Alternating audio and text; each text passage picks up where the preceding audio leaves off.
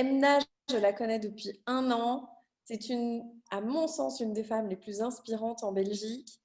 Elle a quand même démarré son business online depuis le début, c'est-à-dire depuis zéro. Et elle m'avait raconté lors d'une de nos WoW Academy sur scène, c'était en octobre l'année passée, Emna, à mon avis, tu te souviens. Tu avais raconté que tes premières ventes avaient démarré un matin, quand tu avais ouvert les yeux, tu as vu qu'il y avait 10 ventes sur ton site. Et alors là, évidemment, la sueur, l'excitation de la petite fille, ah, ça y est, les ventes ont enfin démarré sur mon site. Pas de chance, c'est le jour de son anniversaire. C'est tous ses amis qui ont commandé online pour lui faire plaisir. Mais ça ne va pas évidemment. C'est pas durable d'avoir une petite commande par-ci par-là parce que c'est tes amis qui commandent pour ton anniversaire. Et c'est là aussi qu'Emna s'est dit, bon, bah, il faut que je me fasse entourer, il faut que je me fasse conseiller, il faut que je fasse du growth hacking et que j'arrête de vendre juste à mes amis. Et donc, Emna, merci pour ton temps, merci d'être si présente pour les WoW. Je te passe la parole et je te laisse nous inspirer pendant les 20 minutes qui suivent. Moi, je suis prête à tout noter. Ça y est, j'ai mon petit carnet, j'ai mon bic. On t'écoute. Alors, ce qu'on fait, c'est que vous pouvez poser vos questions dans, dans la textbox qui est sur le côté. Et moi, en fait, je les regroupe, je les pose directement à Emna. Vous recevrez le replay par mail, ne vous inquiétez pas. Après, Emna sera là pour répondre aux questions. On fera le tour des je veux et on fera un exercice pratique. Emna, c'est à toi. Super, merci Florence. Vous m'entendez tous bien? On t'entend bien. Génial, génial. Mais d'abord, ravie d'être avec vous. J'aurais préféré forcément être avec vous en vrai, mais bon, Covid oblige. Donc voilà, c'est sympa aussi de pouvoir se voir tous quand même à distance. Comme le disait Florence, n'hésitez vraiment pas à me poser vos questions sur le côté. Comme ça, j'essaye vraiment d'y répondre un maximum pendant la petite conversation qui va suivre. L'idée, c'est que ce soit familial et que ce soit interactif et pas moi qui blablate pendant 20 minutes. Mais donc, n'hésitez pas à m'interrompre si vous le souhaitez. Donc voilà, comme Florence le disait, moi j'ai lancé Quasi ça va faire 4 ans maintenant. J'ai lancé quand j'étais encore étudiante, donc j'avais zéro expérience professionnelle, je m'y connaissais pas du tout en e-commerce, zéro compétence en IT, zéro compétence en marketing digital, aucune compétence en retail. Donc bref, je suis bien la preuve qu'il y a moyen de lancer un business en ligne sans avoir la moindre compétence et peu importe l'expérience préalable qu'on a. Ça a été dur, je vous cache pas que voilà, c'était pas facile tous les jours, il a fallu que je me forme et c'était un challenge au quotidien et ça continue à l'être aujourd'hui. Mais voilà, c'était pas quelque chose d'impossible.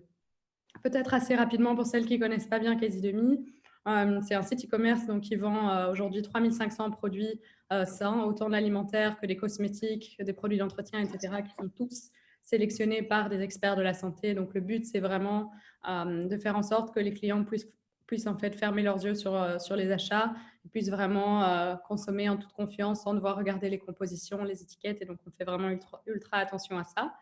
Et l'autre grande différence, et on y reviendra plus tard, c'est hyper important en ligne d'avoir un élément différenciant, un positionnement qui est unique.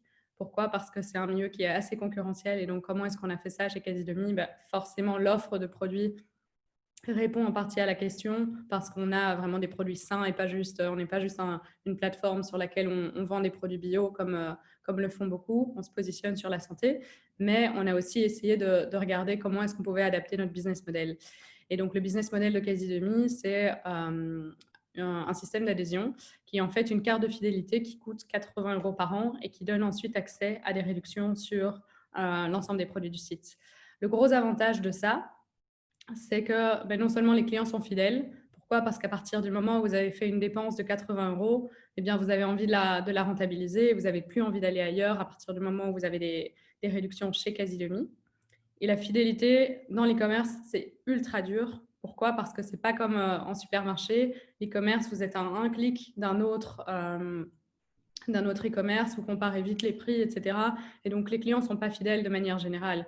Je ne sais pas si vous faites régulièrement des achats en ligne, mais moi, personnellement, si je dois acheter quoi que ce soit, je vais regarder sur Amazon, je vais regarder sur Coolblue, enfin, je vais regarder sur plein de sites avant de faire mon achat parce qu'il y en aura bien un qui sera moins cher. Mais donc, ultra important d'essayer de trouver des méthodes pour aller fidéliser le client. Et donc, c'est ce qu'on a fait avec ce modèle-là. Et l'autre chose, c'est le panier moyen. Le panier moyen, en fait, avec ce business model-là, oui, il a drastiquement augmenté. Et pourquoi je dis il a drastiquement augmenté? C'est parce que j'ai lancé sans mettre ce concept d'adhésion au tout début. Et ce qui se passait, en fait, c'est qu'on avait des paniers moyens qui étaient relativement faibles. Et le gros problème d'avoir des paniers moyens qui sont faibles dans l'e-commerce, c'est que très souvent, eh bien, les clients veulent avoir les frais de port offerts. Et donc, si vous avez des paniers moyens qui sont faibles, ça veut dire qu'en général, vous avez des marges qui sont faibles aussi. Et dans beaucoup de cas, vous allez devoir offrir une livraison réduite, je dirais, au client. Sinon, il ne va pas vouloir passer commande et il va quitter votre site. Et donc, pour faire en sorte qu'un panier soit rentable, parce que forcément, c'est le but à terme, c'est de faire de l'argent sur les commandes que vous envoyez, eh bien, si vous voulez que ce soit rentable, il faut s'assurer d'avoir des paniers moyens qui sont assez importants. Et de nouveau, le business model actuel de Quasi-Demi permet ça parce que les gens veulent concentrer leurs achats et acheter un maximum chez nous et pas ailleurs parce qu'ils ont ces réductions. Et je ne dis pas que tous les e-commerce doivent avoir ce modèle d'adhésion, etc., mais ils doivent avoir un modèle qui permet d'assurer une certaine récurrence. Si on prend d'autres concepts, par exemple HelloFresh, eh bien là, c'est un système d'abonnement, mais où vous êtes livré chez vous chaque semaine ou chaque mois. Ce n'est pas un système de réduction. Il y a des sites qui vendent aujourd'hui des couches. Et là, pareil, vous recevez chaque mois les couches pour vos bébés, pour votre bébé. Donc, il y a pas mal de choses comme ça. Et il faut être assez créatif aujourd'hui parce que lancer un site e-commerce, c'est devenu assez facile. On en discutera, mais ce n'est pas quelque chose qui est très compliqué. Vous n'avez pas besoin d'être Einstein, vous n'avez pas besoin d'avoir plein de compétences en IT, etc. pour le faire. Et donc, comme il y a beaucoup de gens qui le font, c'est ultra important d'aller vraiment se positionner sur quelque chose d'assez innovant et vous assurer que vos clients soient fidèles, que ce soit par le service, le business model, etc. Donc voilà, lancé il y a 4 ans, j'ai démarré, j'étais toute seule, encore étudiante, donc je n'avais pas un bal, j'avais vraiment 3 fois rien comme argent de poche. Et aujourd'hui, juste pour rapidement vous donner un petit peu une idée de où on en est, et comme ça vous comprenez un petit peu les différents stades d'évolution. Aujourd'hui, il y a environ 50 personnes dans l'équipe, dont une grande partie en logistique. Donc, il y a une vingtaine de personnes en logistique. Et la logistique, forcément, c'est une équipe qui grandit en fonction des volumes de vente. Donc, j'ai commencé avec un logisticien, puis 2, puis 3, etc. Et puis petit à petit, forcément, l'équipe s'est agrandie. Et voilà, c'est des milliers de commandes qui sont passées chaque mois sur le site. C'est des milliers d'utilisateurs, des milliers de membres qui sont des membres adhérents. On vend partout en Europe, forcément majoritairement encore aujourd'hui sur les pays francophones. Mais grand avantage de l'e-commerce, eh bien, c'est qu'il n'y a pas de frontières et vous pouvez assez rapidement avoir des partenariats avec des acteurs postaux qui vous permettent de livrer en fait très vite hors des frontières. Je regarde vite parce que je vois que j'ai plein de petites questions sur le côté. Comment j'ai pensé à ce business model de Yasmine, comment j'y ai pensé en fait quand j'ai lancé Quasi-Demi.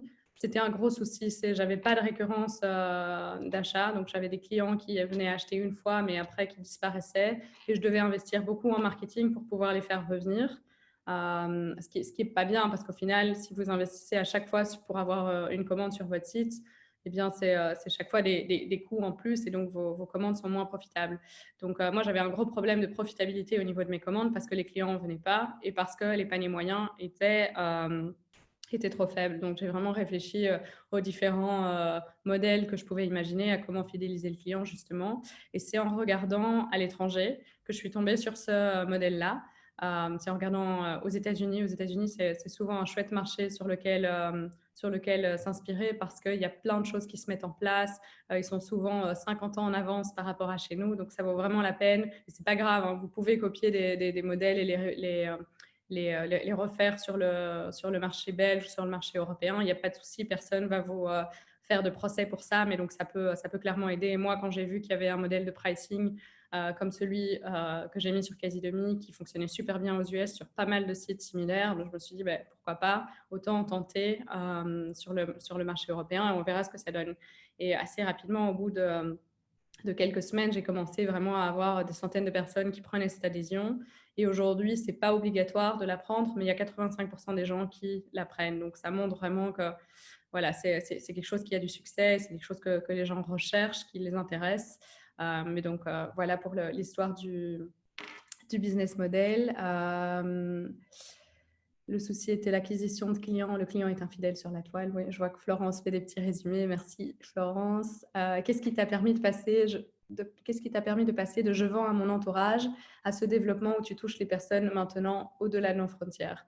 Alors, c'est le plus dur en fait. Et moi, j'étais hyper naïve au début. Je me disais, bah, mes petits réseaux, ça va suffire. Le fait que j'ai créé un site, ça va suffire aussi à ramener du trafic.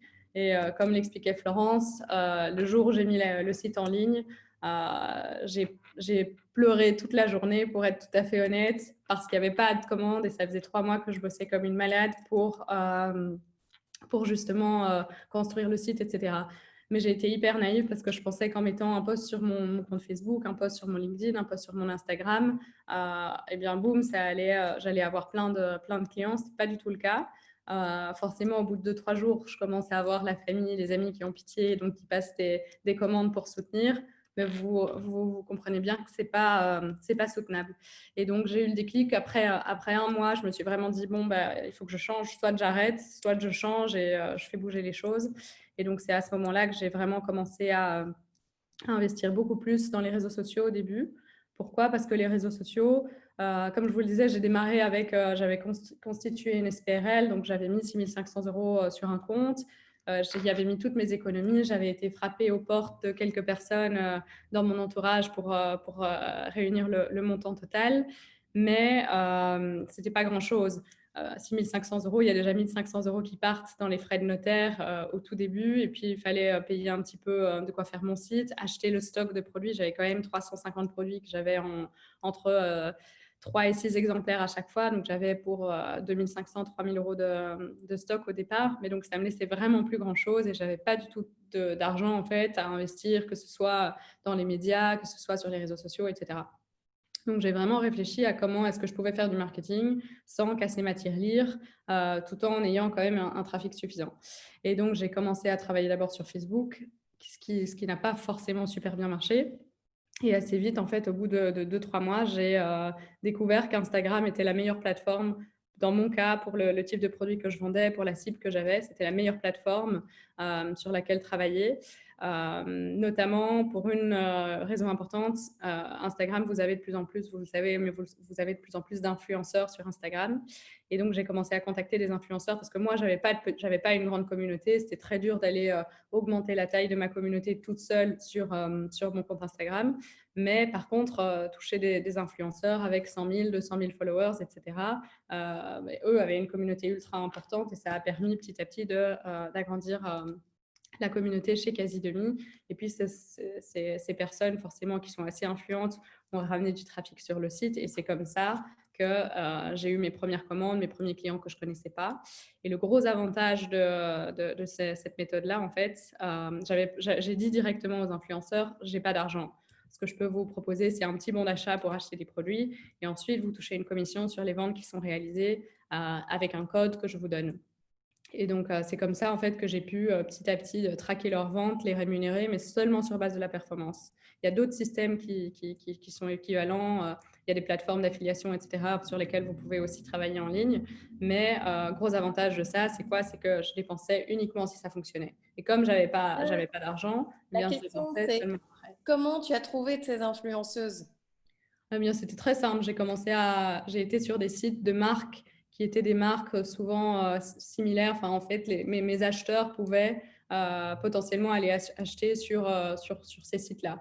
Donc, par exemple, je savais qu'il y avait beaucoup de personnes dans nos clients qui aimaient le yoga et les vêtements pour sportifs. J'allais regarder quelles étaient les marques de yoga ou les marques de vêtements pour sportifs qui étaient en vogue sur Instagram. Et puis, je regardais tous leurs partenariats et je contactais tous leurs influenceurs. Puis, une fois que je les contactais, j'envoyais un petit mail, j'envoyais le petit bon d'achat, le code promo. Et c'était assez facile, en fait. Vous n'avez pas forcément besoin d'aller prendre des agences hors de prix pour travailler avec des influenceurs. Après, à nouveau, hein, c'était propre à mon business et le fait que Quasi Demi touche de manière générale beaucoup de femmes, un public plutôt relativement jeune, déjà un public qui a envie de se diriger vers un mode de vie plus sain, etc. Bien, Instagram était vraiment le bon canal. Il n'est pas du tout, par exemple, si vous voulez vendre un service, il n'est pas du tout si vous voulez vendre un produit en B2B. C'est un canal B2C, Instagram. Donc, si votre but, c'est d'aller vendre, je ne sais pas moi, d'aller vendre à des supermarchés, ça sert à rien d'aller faire de la communication sur Instagram, sauf si vous voulez construire la notoriété de votre marque. Donc, aujourd'hui, il y a quelques marques qui ont des comptes Instagram et qui ne vendent pas en direct à leurs clients et qui le font plus parce qu'ils veulent construire la notoriété de leur marque. Mais clairement, ils n'utilisent pas Instagram pour l'acquisition. Mais donc, ça dépend des business. Alors, qu'est-ce que j'ai d'autre comme question? Est-ce qu'aujourd'hui, tu utilises les services d'une agence de communication? Peut-être aujourd'hui, Alors, parce que ça fait 4 ans, mais... écoutez, non, pas du tout, et on l'a jamais fait. On a toujours tout fait en interne. Et c'est important de ne pas enfin, c'est important, vous pouvez sous-traiter des choses, et nous, on a sous-traité plein de choses, mais il ne faut pas sous-traiter votre core business. Et nous, chez Quasi Demi, notre core business, c'était l'acquisition client. C'était le marketing digital, c'était cette force d'avoir créé une communauté. Aujourd'hui, on a plus de 100 000 personnes qui nous suivent sur notre compte Instagram. Ce sont des gens qui nous suivent parce qu'ils ont des conseils qui sont dédiés, parce qu'à chaque story dans laquelle on est identifié ou à chaque message qu'ils nous posent, il y a une réponse qui est personnalisée, qui va être donnée. Ça prend du temps. Probablement que ce serait beaucoup moins cher si on le faisait via une agence, parce qu'aujourd'hui, l'équipe de com chez Cassie Demi, c'est quand même 3-4 personnes. Mais c'est tellement important et c'est ça que les clients valorisent. Les clients valorisent Quasi Demi parce qu'ils ont des réponses qui sont dédiées, ils sentent qu'il y a une marque qui est derrière et que ce n'est pas juste une grosse boîte qui traite tout le monde de la même manière. Donc voilà, nous, on n'a pas travaillé avec une agence de com. On a travaillé à un moment avec une agence de presse, ce qui est un petit peu différent parce que la presse, c'est quand même un milieu qui est assez différent. Il faut connaître, il faut avoir ses contacts, les journalistes. Ils changent, il y en a qui partent, il y en a qui reviennent, etc. Donc, vraiment bien comprendre comment ça fonctionne, c'est un petit peu compliqué. Donc, nous, on a travaillé dans un premier temps avec une agence de presse, histoire de bien comprendre, de connaître les journalistes, de se faire ses premiers contacts. Puis, il y a 1 an et demi, on a décidé d'arrêter parce qu'on avait, nous, déjà acquis notre database, parce qu'on avait fait nos interviews de notre côté, etc. Et la presse, ça peut ne rien coûter. Aujourd'hui, ça ne nous coûte rien du tout, la presse, parce qu'on envoie une fois par mois un communiqué de presse à notre liste de journalistes avec qui on a des bonnes relations. Et eux rédigent, mais il n'y a plus des forfaits à payer. Pour vous donner une petite idée, parce que c'est une question qu'on me pose souvent, une agence de presse sur la Belgique, ça va coûter, si vous voulez une bonne agence, ça va vous coûter 800 € par mois. Minimum. Hein. Donc voilà, ça vous permettra d'avoir une dizaine de parutions. Et c'est en général souvent des petites parutions. Ça ne va pas vous Une donner autre accès à des grosses question, pages. Emna, c'est quel Ouais. pourcentage de commission tu donnais aux influenceuses? Alors, on donnait quand même beaucoup parce que justement, on touchait beaucoup des gros influenceurs qui ont l'habitude d'être payés. Donc, nous, on donnait 30 € de commission aux influenceurs. Donc, c'est quand même sympa. Hein. On a des influenceurs aujourd'hui qui vendent sans adhésion par mois. Le petit revenu de 3 000 € en fin de mois, il fait plaisir. Donc voilà, c'est une belle commission. Après, tout le monde ne vend pas sans adhésion. Hein. Il y en a qui sont des plus petits influenceurs qui vont en vendre 4-5 et qui vont dire c'est sympa. Et alors, peut-être un truc important et un truc qui a vraiment été bien pensé, c'est qu'on a dit les 60 premiers euros versés, donc les 2 premières adhésions sur lesquelles le code aura été utilisé, vont être versés pas en argent, mais en bon d'achat. Le gros avantage de ça, c'est quoi? Eh bien, c'est que les influenceurs, du coup, continuent à acheter sur le site, continuent du coup à communiquer dessus et on a de nouveau une rétention qui est assez importante. Et c'est ce que je vous disais, hein, fidélisation en permanence. Vous devez réfléchir à la fidélisation de vos clients, la fidélisation de vos partenaires, etc. Et avec nos influenceurs, grâce à ce système-là, tant qu'ils vendent, ils continuent de commander et on ne les perd pas. Aujourd'hui, la plupart des influenceurs avec qui on a commencé à travailler il y a 3-4 ans, ils sont toujours là et ils soutiennent toujours le projet à du 200%.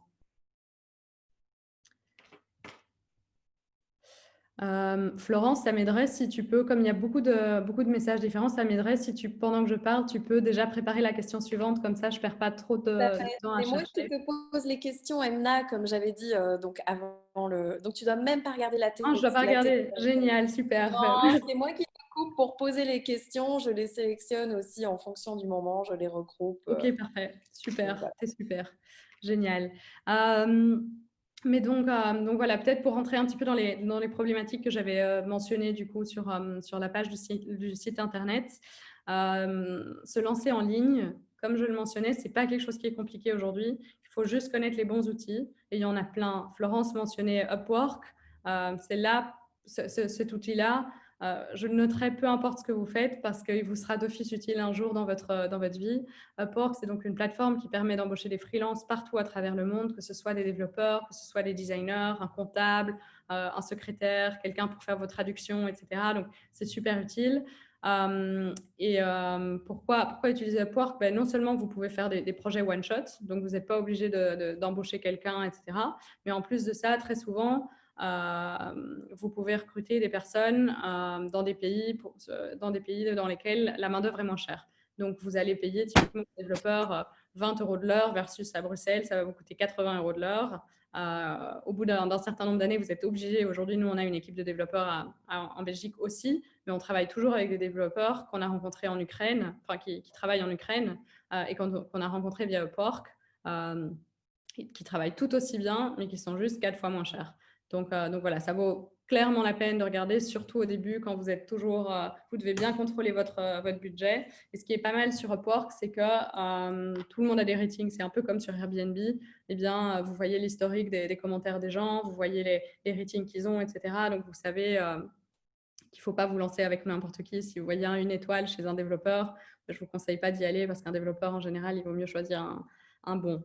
Est-ce Donc, que tu as d'autres outils dans ta boîte à outils comme ça que tu peux ouais. transmettre en haut? Donc, tu as Upwork, tu as quoi d'autre? Alors, pour lancer un site e-commerce, vous avez Shopify aujourd'hui, qui est vraiment le site, enfin la plateforme sur laquelle vous pouvez lancer un e-commerce sans avoir la moindre compétence en IT.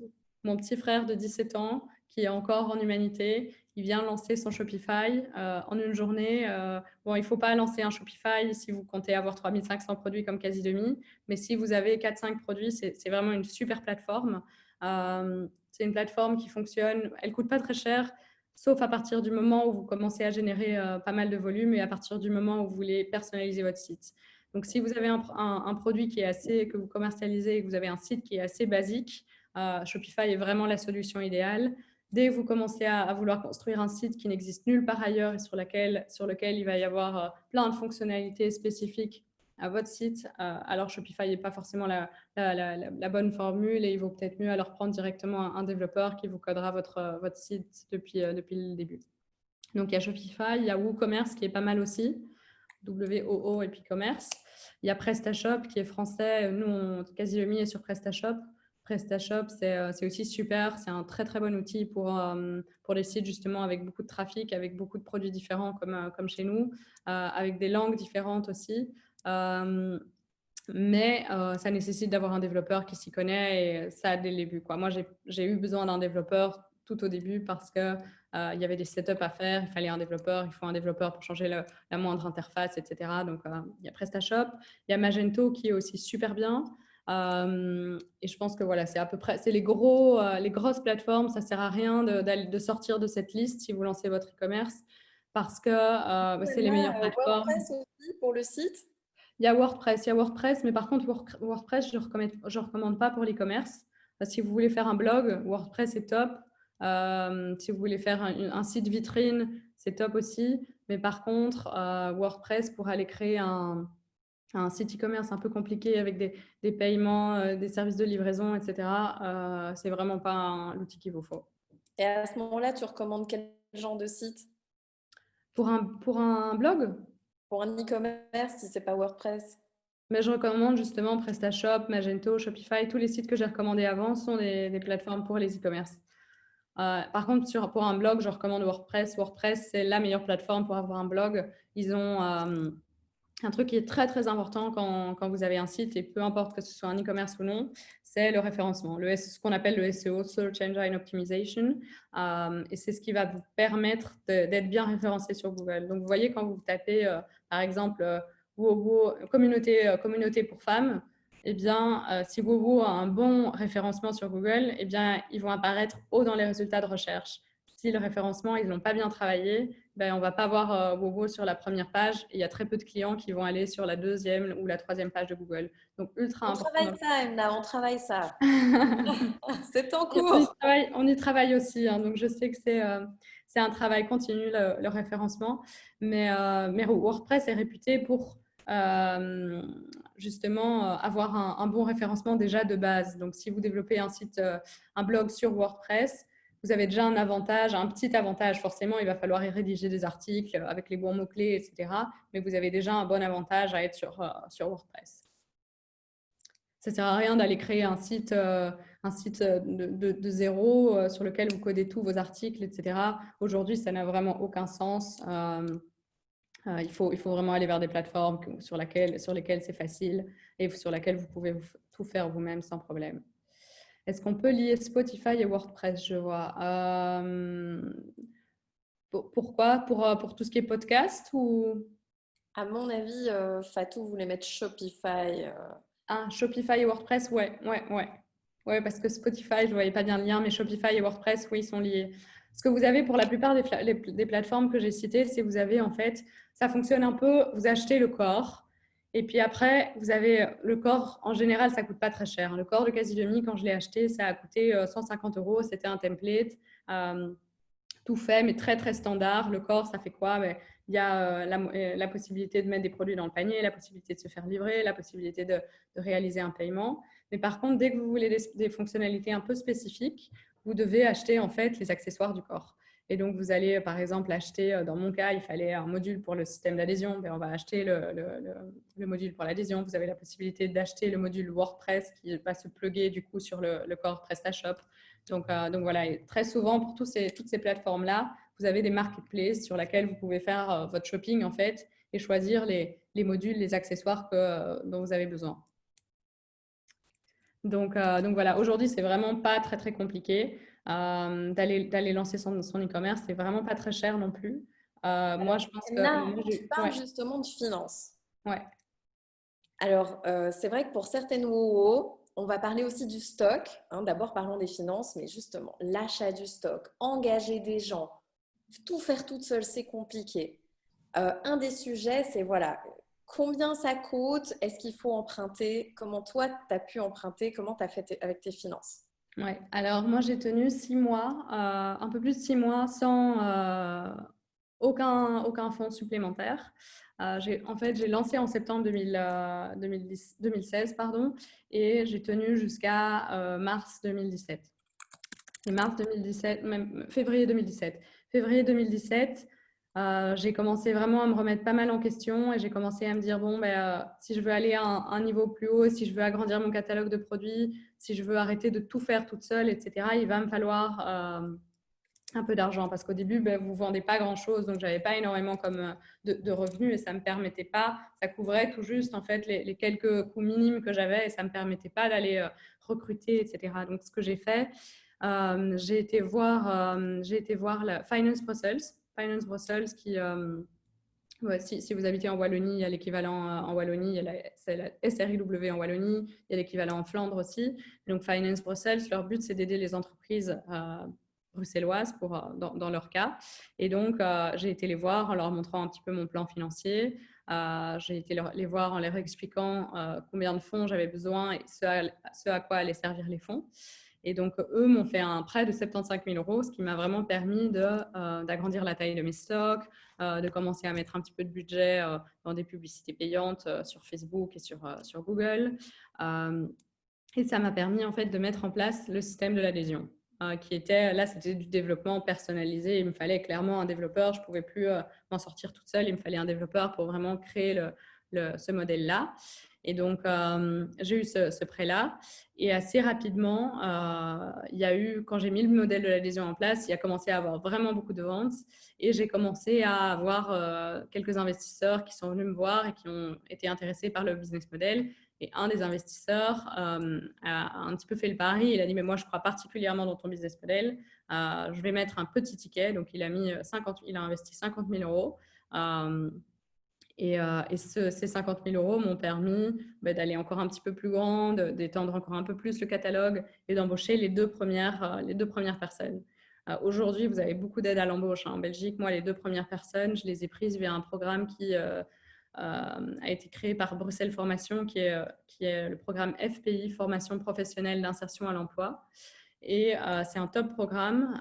Pourquoi? Parce que si vous embauchez des gens qui étaient au chômage, eh bien, ils vont continuer à toucher leur chômage et vous, le salaire que vous allez leur payer pendant 6 mois va être déduit du chômage. Donc, eux vont toucher en fait la même chose, mais vous allez payer leur chômage en moins. Donc, si quelqu'un gagnait 1 000 euros de chômage, eh bien, vous allez payer le salaire prévu moins les 1 000 euros. Donc, moi, ça m'a permis, mes 2 premiers employés, je pense que ça m'a coûté pour 2 personnes 800 euros par mois pendant 6 mois. Donc, vraiment hyper abordable. Donc voilà, ça c'est pour Ça, c'est les via le débuts. Forum et Actiris, hein. C'est via le Forum et Actiris, ouais, exactement. Et de nouveau, il y a la même chose en Wallonie, il y a la même chose en Flandre. Hein. Tout ce qui, en général, toutes les aides qui sont mises en place à Bruxelles sont aussi ailleurs.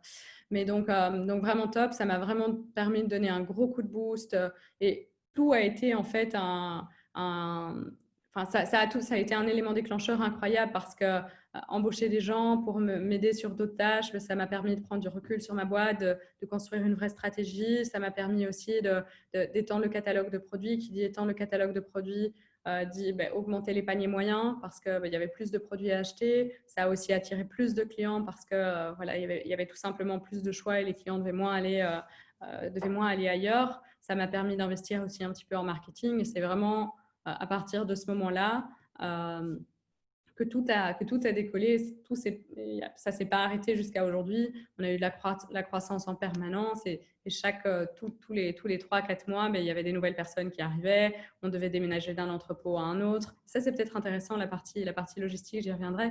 Mais voilà, ça a été vraiment, on a dû à chaque fois faire face à la croissance et Là, adapter tous nos est-ce que process. les investisseurs deviennent des actionnaires? Ouais. Alors oui, ça devient des actionnaires. Ça dépend un petit peu. Hein. Vous pouvez avoir des investisseurs qui vous font un prêt. Et dans le cas où ils vous font un prêt, eh bien, en général, c'est comme à la banque.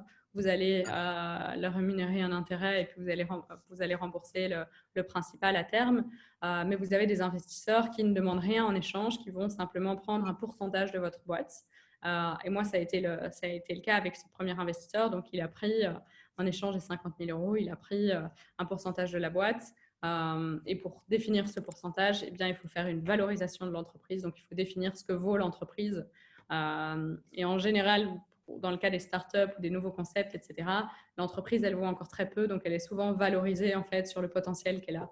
Donc, si vous faites un plan financier, il vaut mieux être assez ambitieux lorsque vous le montrez à un investisseur parce qu'il va le valoriser sur base des revenus que vous projetez de faire. Donc, soyez pas trop modeste de ce côté-là et essayez forcément, il faut être réaliste, mais essayez de mettre les choses telles que vous pensez qu'elles sont possibles et sans être avoir trop petit parce que alors vous risquez de vous faire prendre un gros pourcentage de votre boîte et ça c'est un autre problème parce que à partir du moment où vous n'êtes pas maître de votre boîte et que vous avez cédé une grosse partie de votre entreprise, c'est plus vous qui décidez c'est plus vous qui prenez les décisions. Si vous voulez un moment aller à l'international et que votre investisseur dit non parce qu'il est actionnaire majoritaire, vous ne pourrez pas aller à l'international. Si à un moment vous pensez qu'il faut investir dans une campagne télé et que l'investisseur dit non, je ne veux pas faire des dépenses de plus de 10 000 euros, c'est non, pas moyen de discuter, vous ne pourrez pas le faire. Donc, on dit souvent, avoir un investisseur, c'est comme se marier.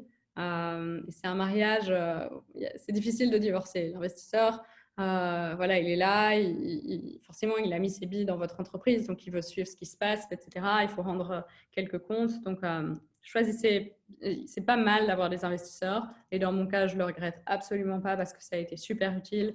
Non seulement ça m'a donné de l'argent, mais en plus de ça, c'était du smart money. Par smart money, j'entends quoi? J'entends que c'était de l'argent intelligent. Donc, c'était hyper utile. C'était un investisseur qui avait des skills à m'apporter, qui pouvait me conseiller sur comment justement recruter, qui pouvait me conseiller sur comment faire du marketing, etc.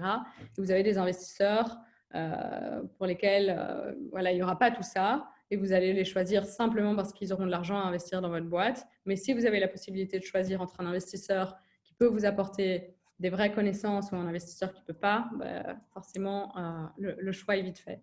Mais donc, Mais donc voilà, important de bien choisir son investisseur, de bien travailler sur la valorisation de sa boîte et de ne pas lever des fonds trop tôt. Pourquoi? Parce qu'au plus tôt vous levez, au plus votre boîte, en fait, elle n'est pas bien valorisée et au plus vous allez devoir céder un haut pourcentage de votre entreprise. Donc, dans mon cas, j'ai vraiment essayé de travailler un maximum sans devoir lever des fonds, en allant chercher de la dette auprès d'acteurs comme Finance Brussels, en regardant un petit peu les 3 F. On dit souvent dans l'entrepreneuriat, les 3F, c'est le premier canal qu'il faut explorer. 3F, c'est quoi? C'est Friends, Families and Fools. Donc, allez voir vos amis, allez voir votre famille, demandez des petits prêts, faites une campagne de crowdfunding. Crowdfunding, c'est aussi très utile, non seulement pour avoir des fonds, mais c'est aussi super utile si vous voulez tester votre concept. Donc, si vous mettez un produit en crowdfunding, eh bien, vous allez vite voir si ça prend ou si ça ne prend pas. Et si vous avez personne qui est prêt à investir via le crowdfunding, eh bien, c'est peut-être que votre concept il n'est pas super bon, ou alors que la campagne marketing que vous avez faite pour votre crowdfunding, eh bien, elle n'est pas adaptée. Mais donc, très, très important de repousser un maximum au début la venue d'investisseurs. À un moment, ça peut être nécessaire. Hein. Il faut savoir calculer ce moment, mais réfléchissez et calculez bien le temps que vous pouvez vous permettre d'avoir, en fait, sans aller justement frapper à la porte d'investisseurs qui vont prendre une partie en equity. Vous avez aussi souvent, et en fonction du type de business, la possibilité d'aller voir les banques. Dans le cas de Casidomi, eh bien, on a pu aller voir les banques assez rapidement. Pourquoi? Parce que eh bien, on voulait financer du stock. Les banques, elles veulent souvent une contrepartie, une garantie. Elles veulent s'assurer que si l'entreprise fait faillite, eh bien, elles peuvent revendre un bien derrière. Dans notre cas, c'était du stock. Dans le cas d'autres entreprises, elles vont faire un prêt pour, je ne sais pas moi, acheter un immeuble, pour acheter du matériel. Les banques aiment bien ça et elles préfèrent que vous disiez je veux un prêt pour faire un investissement, avoir un vrai actif, plutôt que vous disiez je veux investir en marketing parce que c'est pas tangible. Et là, si vous vous plantez, la banque, elle récupère rien, quoi. Donc voilà pour la partie fond. Alors, Emna, on va passer aux questions parce que là, voilà, il est 20h50, mais il y a On beaucoup passe de vite. questions. Donc, pour les questions, chacune a la parole. Donc, Zayan et moi, on va modérer pour que chacune puisse parler. Mais donc, est-ce qu'il y a des questions pour Emna?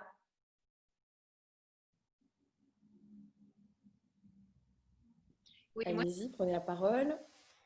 Yes, donc Caroline. bonsoir à toutes. Emna, tu disais que tu avais créé une SPRL. J'ai cru comprendre que tu l'as créée à un moment où tout était encore très flou par rapport à ta rentabilité, etc. Ouais. Qu'est-ce qui t'a donné le courage de prendre ce risque-là, en fait? Ouais. Je pense que j'étais assez naïve à l'époque et je m'étais aussi dit, je voyais pas mal d'entrepreneurs autour de moi repousser à chaque fois le moment où ils allaient constituer leur boîte et finalement ne jamais la lancer, etc. Et j'avais envie en fait de trouver un peu un élément déclencheur, quelque chose qui faisait qu'il n'y avait plus moyen de faire marche arrière. Et clairement, construire une SPRL, pour moi, ça a été l'étape où je me suis dit, mais maintenant, je sors de mes bouquins, je sors de ma vie d'étudiante, etc. Et je me bouge vraiment, je vais chercher mes fournisseurs. Ça a été vraiment l'élément déclencheur de tout ça. Et en fait, dans mon cas, j'ai été aussi assez rapidement obligée d'aller vers la création d'une SPRL parce que j'avais accès aux prix fournisseurs ou j'avais accès aux données, etc., uniquement si je donnais un numéro de TVA. Vous vous doutez bien, quand vous allez voir un fournisseur, il n'a pas envie de vous donner accès à ses prix parce que vous êtes aussi un potentiel client B2C. Vous pouvez aller divulguer les prix auxquels les gens achètent. Enfin, c'est pas bon pour la publicité. Et donc voilà, ils voulaient tout simplement pas me donner ça.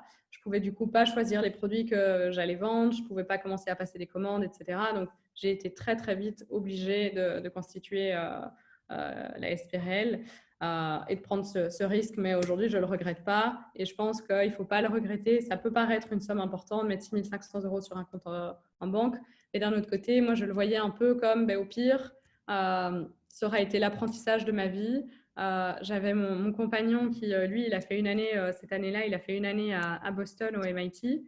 Boston, enfin le MIT, il a été beaucoup aidé, hein, donc c'est pas lui qui a financé son année, mais c'est 100 000 euros. Donc moi, je voyais mes 6 500 euros versus ces 100 000 euros, et je me disais, mais en fait, moi, je fais un MBA, entre guillemets, ou je fais un master complémentaire dans une des meilleures univers dans le monde pour 6 500 euros, et je sais que je vais apprendre, si pas la même chose, plus que ce que lui aura appris. Donc voilà, il faut se trouver des petits trucs en fait pour relativiser tout ça, et il faut aussi trouver un élément qui fait ok, maintenant je me lance. Et dans mon cas, c'était la création de l'entreprise. Dans le cas d'autres personnes, ça peut être ben, voilà, j'ai signé un contrat, ça peut être ce genre de choses. Mais voilà, c'est quelque chose qui est pas facile, hein, se lancer, en particulier quand on a déjà un job, il faut le quitter, etc. Donc si on ne se met pas une obligation, on ne se lance jamais en fait. Et donc je crois qu'il faut un moment prendre son courage à deux mains et prendre une décision qui fera qu'on ne pourra pas faire marche arrière. Super, merci. Une C'est autre super question? inspirant. Oui, moi j'avais une question, si je peux. Oui, allô, vous m'entendez? Oui, on t'entend bien. Ok, d'accord. Moi, j'ai vu que tu parlais des fournisseurs, justement. Comment as-tu fait pour les convaincre, à part le fait que tu as constitué une SPRL, comment as-tu fait pour les convaincre parce que bon, quand on voit les prix que tu peux proposer quand on passe en formule abonnement, d'adhérer à ton concept, parce que bon, dans la grande distribution, on peut se permettre de négocier des grands volumes. Quel a été ton atout pour les convaincre, et comment as-tu sélectionné les produits? Est-ce que voilà, si je peux en savoir plus. Donc moi, comme j'expliquais, je n'ai pas directement fonctionné avec cette formule d'adhésion. Donc les premiers fournisseurs que j'ai été voir, eh bien, j'avais accès au prix classique, donc au prix d'achat auquel la plupart des autres commerçants avaient accès. Et je respectais leur prix de vente recommandé. Donc chaque fournisseur, en fait, va avoir un prix d'achat qui est défini et va recommander un prix pour qu'il n'y ait pas trop de variations entre les différents magasins, parce que ce n'est pas bon pour l'image. S'il y a des énormes variations, ce n'est pas bon pour la concurrence, etc. Donc, tout fournisseur recommande un prix. Et ça n'a vraiment pas été difficile de les convaincre, parce qu'ils veulent vendre, en fait. Les fournisseurs, même si j'étais jeune, j'avais un concept qui n'existait à la limite pas encore quand j'ai été les voir, etc., ils se disaient, voilà, j'ai vendu, et ce n'était pas du dépôt-vente. Donc, en gros, ils me vendaient et moi, je ne pouvais pas leur rendre la marchandise. Donc, il fallait que je paye mes factures. Et puis, je commandais aussi des petites quantités. Mes premières factures fournisseurs, c'était 300 à 400 euros. Ce n'est pas grand-chose, et c'est souvent des grosses marques, des gros fournisseurs, etc. Donc, ils ne prennent pas un gros risque en travaillant avec un nouvel acteur. Donc, j'ai vraiment eu les portes grandes ouvertes au début quand j'ai commencé à contacter les fournisseurs. Là où ça a été en effet un petit peu plus compliqué, c'est quand j'ai mis en place ce système d'adhésion. Là, forcément, c'était un système qui était nouveau, mais le gros avantage, c'est que j'étais plus n'importe qui, j'étais plus la petite qui qui partait de rien avec 2-3 clients par jour. J'avais déjà montré qu'il y avait un certain track record, j'avais montré qu'il y avait des volumes d'achat qui étaient importants, et donc les fournisseurs se sont retrouvés en fait un petit peu bloqués, et ils se sont dit ça nous arrange pas tellement, parce que c'est vrai que je casse les prix avec ce modèle-là. Malgré le fait que le client, il y a une contrepartie, le client doit quand même payer 80 euros. Mais voilà, pour eux, c'était devenu trop tard en fait pour faire marche arrière. Donc ça, c'était pour les anciens fournisseurs. Et tous les nouveaux fournisseurs, j'avais déjà un site qui était beau, avec des chouettes produits, un chouette concept. Tous les influenceurs connus en France et en Belgique en parlaient. Et donc, ils se sont dit, c'est Casidomi, c'est un peu la nouvelle plateforme super innovante sur laquelle on doit être. Et donc là, pareil, je n'ai pas eu trop de soucis. Et aujourd'hui, on est plutôt à avoir beaucoup de fournisseurs à qui on doit dire non que l'inverse. Il y a très peu de fournisseurs qu'on veut avoir sur le site et qui nous disent non, on n'est pas d'accord, ça arrive une fois par mois, versus je pense qu'on doit avoir entre 100 et 150 fournisseurs qui nous contactent pour nous vendre leurs produits. Merci beaucoup. De rien. Moi, j'ai une question, je ne sais pas si vous m'entendez.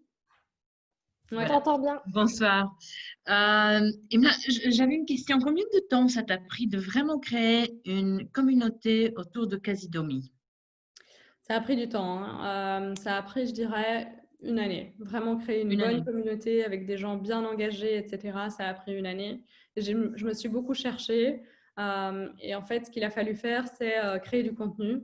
Et à partir du moment où j'avais vraiment du beau contenu sur le site, sur les réseaux, etc., c'est ça qui a commencé à attirer l'œil. À partir du moment où aussi j'ai commencé à travailler avec les influenceurs, ce qui n'a pas été le cas directement, j'ai travaillé avec les influenceurs seulement après quelques mois. Eh bien là, ça a aussi aidé. Et puis, il faut le temps aussi que vos clients deviennent des ambassadeurs. Parce que les meilleurs ambassadeurs, en fait, ce sont vos clients. Et forcément, des gens qui se posent la question de est-ce que je vais sur Casi-Demi, est-ce que j'achète ou pas, c'est beaucoup plus facile si ça a été recommandé, que ce soit par un autre client ou que ça a été recommandé par un influenceur et qui voit des notes positives sur Facebook, sur Google, des chouettes avis sur les produits sur le site. Et tout ça, ça prend du temps parce qu'il faut un certain volume de clients, il faut un certain volume de produits vendus, de commandes, etc. Donc oui. Après, je pense que si je le refaisais aujourd'hui, ça me prendrait beaucoup moins de temps parce que j'ai déjà compris en fait qu'est-ce qu'il faut faire, l'importance en fait d'être dans le personnalisé, dans l'humain. Dans notre cas, au début, on voulait que tout soit ultra professionnel. Donc, on voulait vraiment que les photos soient canon, on voulait que le blog soit magnifique, on mettait des textes qui pouvaient être des textes qu'on retrouvait dans les magazines, etc. Et en fait, on s'est rendu compte que un des éléments différenciants dans l'e-commerce, c'était justement la possibilité d'avoir ce côté humain. Et donc, c'est là qu'on a commencé à filmer comment les commandes étaient emballées, qu'on a commencé à demander aux clients quels sont les produits que vous voulez qu'on rajoute sur le site, qu'on a commencé à rajouter les produits que les clients nous demandaient d'ajouter sur le site. Et donc, on a commencé vraiment à créer tous ces échanges. Et ça a été notamment rendu possible grâce à Instagram, parce qu'on mettait des sondages sur Instagram en disant si on rajoute cette marque, quel produit est-ce que vous achèteriez? Est-ce que vous seriez intéressé qu'on rajoute ce type de produit? Quel packaging vous préférez parce qu'on veut lancer un produit en marque propre, etc. Et en fait, c'est ça qui a vraiment permis de créer la communauté. C'est le fait de montrer en fait à nos clients qu'ils étaient écoutés et que Casi-Demi était vraiment une plateforme orientée client et pas juste un site e-commerce comme Amazon où c'est juste transactionnel et that's it. D'accord. Merci. Une autre question pour Emna? Oui, Fatih? Il faut allumer ton micro. C'est bon là? Voilà, on t'entend. Tu as dit que tu as commencé en tant que SPRL. Ma question est pourquoi pas en personne physique et directement en SPRL? C'est une question que beaucoup se posent avant de se lancer. Est-ce qu'il y avait une réflexion à la base ou Oui, je ne connais plus les critères exacts, mais je sais que dans mon cas, vu les ventes que je faisais, etc., j'étais obligée de faire une SPRL. Je ne pouvais pas faire ça en personne physique. J'avais besoin d'un numéro de TVA pour pouvoir vendre des produits avec de la TVA à 6 et à 21%. Enfin, je ne me souviens plus des conditions exactes, mais je sais que c'était pas une possibilité parmi d'autres. Quand je dis personne physique, je veux dire en tant qu'indépendant, personne physique. Hein, oui, j'avais bien compris. Hein. C'est un choix stratégique, effectivement, de se positionner directement comme société. Souvent, on conseille aux personnes d'abord de commencer comme personne physique indépendant et puis, quand le volume de vente commence à prendre un certain sens, de passer en ce moment-là en société. Mais dans ton cas, tu es directement passé en société. Oui, et pour être tout à fait transparente, je ne connais pas bien. Je suis directement passée en société parce qu'on m'a dit tu dois faire une SPRL et j'ai foncé dans cette direction-là parce qu'on m'a dit c'est comme ça et pas autrement. Mais c'est possible qu'il y ait une possibilité de se lancer pour ce type d'activité-là Là, je pense, Fatih, qu'un comptable sera plus à même de répondre. Ce n'est pas notre core business à Emna et moi.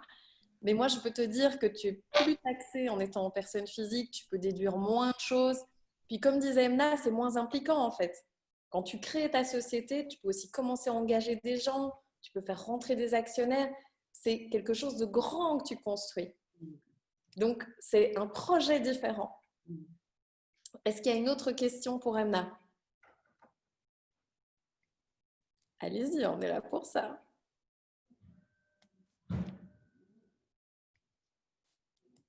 Moi, j'ai une question. En fait, maintenant, j'ai vu que Casi-Demi avait lancé ses marques propres. Comment vous êtes arrivé à cette idée de me faire maintenant et comment ça marche du coup? Ouais. Alors, la marque propre, on l'a lancée. Donc, on a vraiment décidé d'aller construire, enfin, de lancer les produits avec notre propre label, donc avec la marque Asie dessus. Et on a lancé ça au bout d'1 an et demi. Pourquoi? Parce qu'on s'est rendu compte qu'en travaillant en direct avec les producteurs, eh bien, on avait accès à des marges qui étaient bien meilleures. Et donc, en effet, si vous passez par un fournisseur, le fournisseur, il passe lui-même par un producteur. Si vous passez par un grossiste, il va passer par un fournisseur et un producteur. Et au plus vous avez d'intermédiaires, au plus la marge que vous conservez, en fait, elle est petite. Et dans le cas de Casidomi, et étant donné le business model de Casidomi, les marges qu'on fait sur chaque vente, sur chaque commande, elles sont très faibles. Et donc, c'était important pour nous d'aller réfléchir à comment est-ce qu'on peut améliorer nos marges pour ne pas vendre, pour ne pas envoyer des commandes à perte, etc. Donc voilà, on a regardé un petit peu cette possibilité de faire de la marque propre. Donc, la première raison, c'était vraiment purement financier, où on s'est vraiment dit, il faut qu'on essaye de réfléchir à des leviers pour être plus profitable. Donc ça a été la première raison. La seconde, c'était qu'il y avait certains produits, en fait, pour lesquels on n'arrivait pas à avoir des compositions qui étaient 100% clean. Et donc, typiquement, on ne trouvait pas de sauce tomate dans laquelle ils ne rajoutaient pas du sucre ou d'huile qui n'était pas bonne pour la santé, etc. Et quand vous faites votre marque propre, eh bien, vous avez votre mot à dire en fait, sur la recette. Et donc, vous pouvez dire au fournisseur, eh bien, voilà, vous me créez une sauce tomate dans laquelle je ne veux pas de sel et dans laquelle je ne veux pas de sucre. Et vous pouvez vendre ce produit comme étant vraiment le plus sain du marché. Donc voilà, pour nous, c'était vraiment pour répondre à ces questions de prix. Et cette question de qualité santé. Pour revenir au point sur le prix, le but et une des grosses essences de Casidomi, c'était vraiment de démocratiser l'accès aux produits sains. Donc nous, ce qu'on s'est dit, on ne s'est pas dit on va prendre toute la marge qu'on fait sur la marque propre pour nous, mais on s'est dit on va la répercuter sur les clients. Et donc si vous regardez aujourd'hui, la marque Casidomi, elle est moins chère que toutes les marques que vous allez trouver, parce que nous, on a décidé de réduire le prix pour que le client puisse aussi avoir accès à un prix qui est plus abordable. Voilà. Oui, on avait aussi une question par rapport, vous parliez des aides en fait que vous avez eues de Finance Bruxelles. Vous avez dû, j'imagine, faire un business plan. Ouais. Ouais. Ok. Et vous l'avez fait toute seule ou Alors, je l'ai commencé toute seule et après, je me suis fait, comme moi j'étais encore étudiante, je me suis fait pas mal aider par notamment mon promoteur de mémoire qui était spécialisé justement en entrepreneuriat, donc il avait vu lui-même pas mal de business plans, donc il a pas mal challengé. Et en fait, Finance Bruxelles, il collabore avec Hub Bruxelles. Hub Bruxelles, vous pouvez aller les voir, c'est un peu les premiers d'ailleurs qu'il faut aller voir quand vous lancez votre boîte parce qu'ils vont vous donner les bons contacts, ils vont vous donner les bons conseils. Et ils peuvent se permettre, ils ont le temps, il y a des employés qui font ça, ils peuvent se permettre d'aller travailler 4-5 heures sur la révision de votre business plan, se pencher avec vous sur votre plan financier et regarder si oui ou non ça fait sens et vous donner une espèce d'overview en fait sur la décision que prendrait Finance Bruxelles sur un potentiel investissement. Moi, au début, ils m'ont dit, bon, il va falloir réfléchir au plan financier ensemble, il va falloir adapter les revenus, il va falloir réfléchir à comment améliorer les marges, etc. Parce que sinon, Finance Bruxelles, ils ne vont pas investir dans le projet. Et donc voilà, eux ont l'habitude vraiment de justement travailler avec Finance Bruxelles. Donc, ils savent un petit peu quels sont les critères qu'ils vont regarder. Mais donc, ouais, top organisme. Quel gros avantage d'être gratuit. Donc, Hub Bruxelles, vous pouvez aller les voir. Vous pouvez prendre 4 rendez-vous avec eux pendant 2 heures à chaque fois. Ils ne vont pas vous faire payer 1 euro. Donc voilà, ils sont vraiment là pour aider. C'est l'organisme d'aide bruxellois. De nouveau, il y a pareil en Wallonie et en Flandre. Mais voilà, c'est un chouette point de départ pour avoir de l'aide. Et alors, assez rapidement, dès que vous avez un concept qui est mis sur pied et que vous avez un peu de revenus, un autre organisme que je vous recommande vivement, c'est le réseau Entreprendre. Là, ce sont déjà des gens qui ont lancé leur boîte, mais c'est un réseau dans lequel vous allez être mis en contact avec plein d'autres entrepreneurs. Vous allez recevoir un coach aussi qui va fixer des meetings avec vous chaque mois. Le gros avantage de ça, c'est que vous avez un petit peu des comptes à rendre. Alors même que vous n'avez pas d'investisseur, vous avez des comptes à rendre chaque mois à quelqu'un. Et donc, il faut que vous expliquiez à votre coach où vous en êtes. Lui va vous donner des conseils, etc. Donc, c'est vraiment super. moi, pour les deux raisons, j'ai eu un coach qui était génial et qui aujourd'hui m'a rapporté des conseils qui n'ont pas de prix. Et pour l'autre raison qui est justement être mis en contact avec d'autres entrepreneurs, je recommande vraiment vivement à tout le monde d'en faire partie. J'avais une autre question, juste, c'est au niveau de votre dépense communication, donc quand vous mettez de l'argent dans Instagram, etc., c'est à peu près combien de pourcentage de votre chiffre d'affaires? Ça dépend vraiment des canaux. Nous, on met zéro, on met rien du tout dans Instagram. Le seul coût qu'on a, en fait, c'est les employés qui vont travailler sur le contenu, etc. Par contre, là où on met de l'argent, c'est les campagnes sur Facebook et les campagnes sur Google.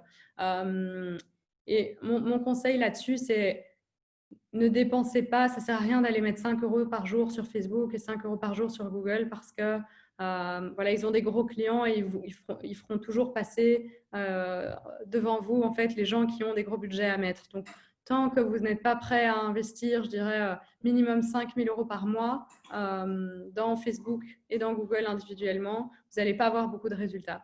Donc ouais, c'est déjà, il faut déjà mettre un certain budget et au plus vous mettez, forcément, au plus vous avez accès à plus de visibilité, etc. Tout en sachant qu'il ne suffit pas juste de mettre de l'argent, il faut vraiment être expérimenté là-dedans parce que faire des campagnes sur Google, il y a des agences qui font que ça. Ce n'est pas pour rien, c'est parce que c'est assez complexe. Il faut bien comprendre comment Google fonctionne. Il faut trouver les bons mots-clés. Il faut bien pouvoir rédiger les annonces. Et pareil sur Google, il faut pouvoir bien définir quelle est la cible, etc.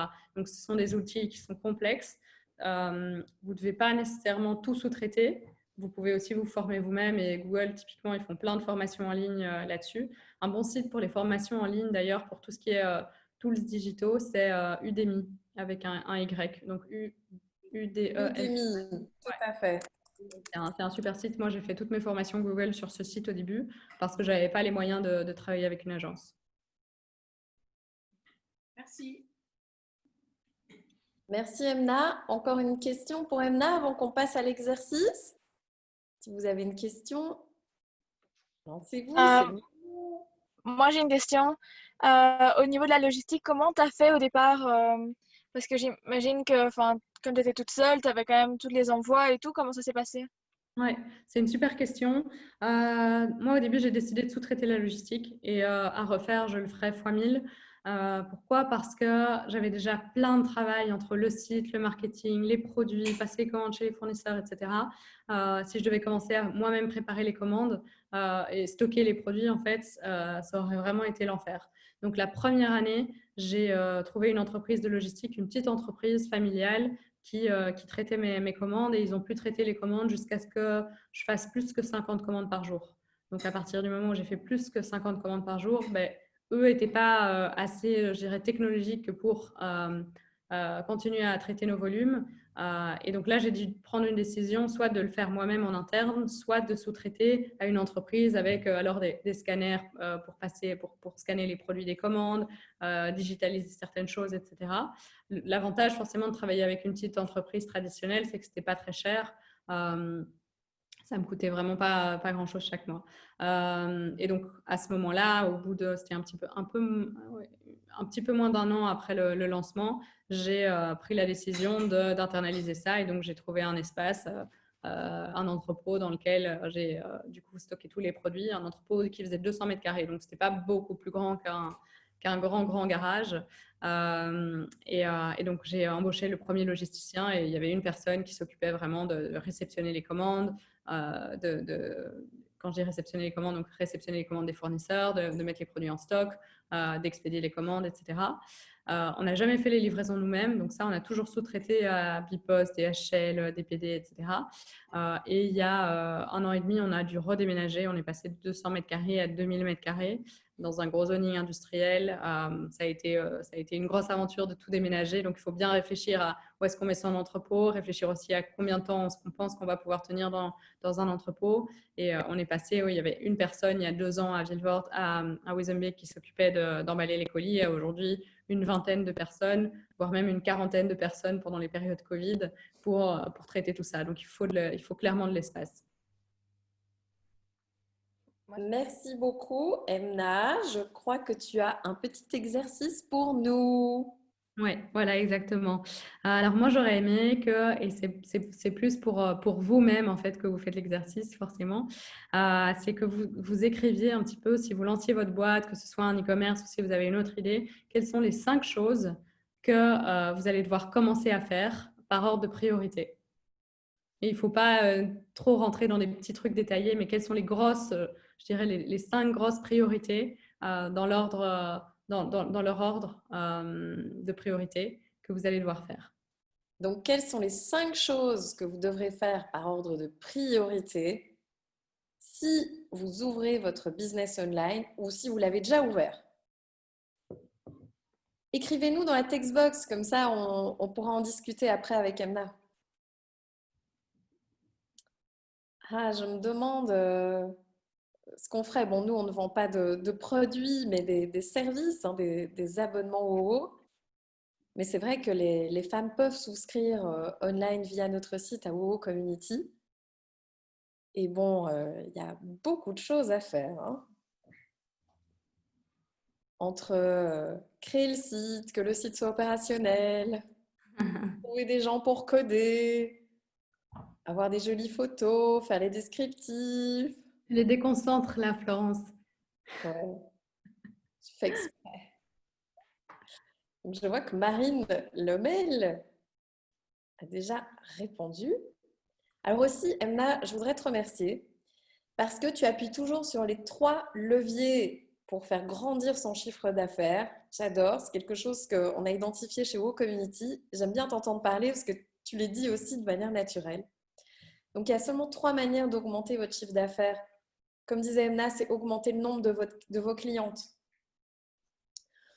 Augmenter le panier moyen, je crois que tu l'as au moins dit 3 fois. Et augmenter la fréquence à laquelle elles viennent chez vous, c'est-à-dire aussi la fidélité.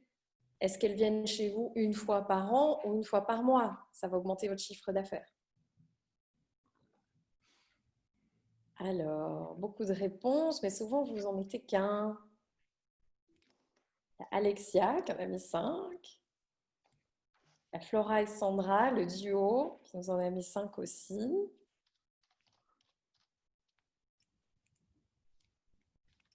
Ouais.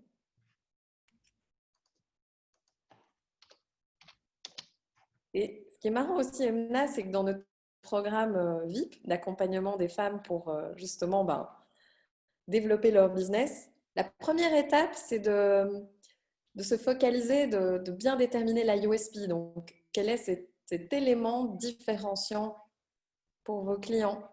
Qu'est-ce qu'ils vont trouver de particulier chez vous? Et parfois, ce n'est pas forcément original comme fait Emna. Par exemple, Zalando, c'était les premiers à proposer livraison et retour gratuit. C'était les premiers à proposer ça.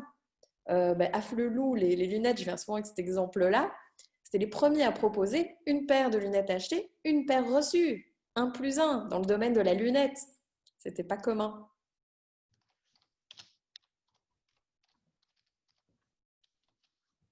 Alors Emna, du coup, toi, tu vas nous donner ta recette des 5 choses à faire par ordre de priorité. On va peut-être d'abord questionner quelques hauts.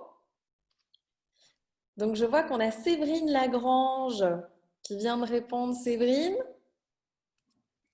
tu as ta vidéo allumée. J'aimerais bien que tu nous lises tes 5. Alors, attends, Voilà. Yes, coucou Séverine. Salut. Alors, donc moi j'avais mis établir un business model qui se différencie de tout le monde pour se faire connaître, se renseigner sur ses concurrents pour trouver de l'inspiration et pourquoi pas des business models à copier, établir un plan de communication pour faire connaître son entreprise et recherche de produits et création de sites. Bon, ça mérite un applaudissement, hein, c'est vraiment bien. Non, c'est vraiment bien. Si je peux peut-être rajouter une étape, c'est tester. Et ça, on l'oublie souvent. En fait, on part souvent du principe que on a une idée géniale. Et moi, la première à l'époque, quasi demi, j'étais convaincue que ça allait révolutionner le monde. Je voyais des sites concurrents, mais j'arrivais toujours à trouver un petit élément différenciant et à donner une petite justification, etc. Mais voilà, c'est important en fait de vraiment tester l'appétence du concept. Je parlais du crowdfunding tout à l'heure, c'est un bon moyen pour voir si le concept fonctionne bien. Vous pouvez aussi créer une landing page sur laquelle les gens sont obligés d'aller laisser leur adresse email. Vous pouvez éventuellement participer à un salon. Par exemple, j'avais une amie, elle voulait lancer une marque de cookies. Elle a participé à un salon pour vendre les cookies, pour avoir les premiers feedbacks clients et voir un petit peu ce qu'ils en disaient. Est-ce que le pricing était le bon? Est-ce que le packaging plaisait, etc. Donc, dans les premières étapes, avant d'aller commencer à investir, à créer sa boîte, etc., il y a souvent la partie tester qui est ultra importante. Alors, il y a Claire Allard aussi. Claire, est-ce que tu peux nous lire tes 5 points?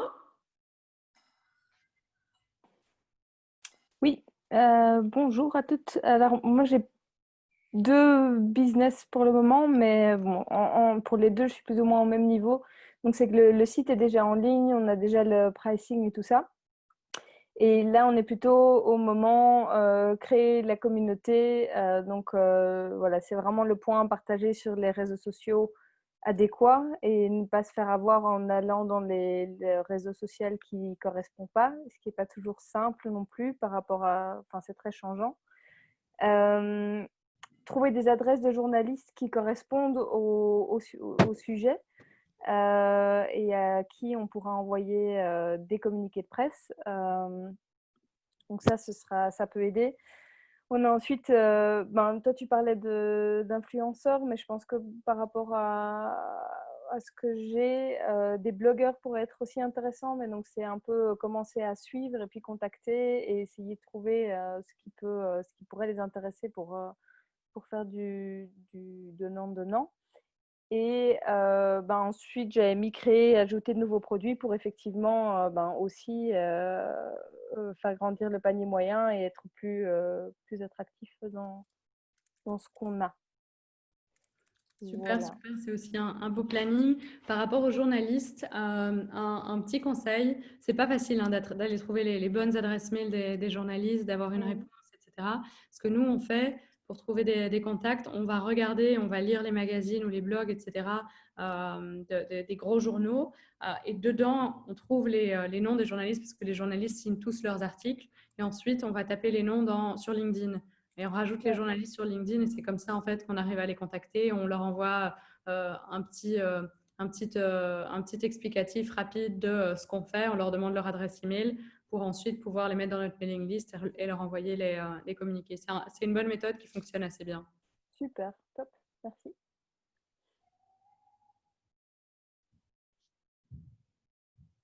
Alors du coup, Emna, qu'est-ce que tu nous conseilles? Quelles seraient toi tes 5 étapes pour lancer ou développer ton business online? Écoute, ça dépend forcément beaucoup des différents projets, mais je pense que Alexia Ramos, elle avait quelques bons points au début. L'étude de marché, elle n'est pas mentionnée partout, mais bien comprendre qui est le marché, quelle est la taille du marché. Parfois, il y a des gens qui se lancent dans des concepts qui sont beaucoup trop niches et où le marché potentiel est tel que ce ne sera jamais possible d'être rentable, ou ce ne sera jamais possible de se rémunérer, etc. Donc, important d'aller au début tester, voir un petit peu quel est le marché potentiel, quelle est sa taille et qu'est-ce qu'il pourrait rapporter en fait. Et c'est son deuxième point, c'est le business plan, c'est réfléchir en termes d'argent que ça va générer, quelles sont les marges qu'on va faire, etc.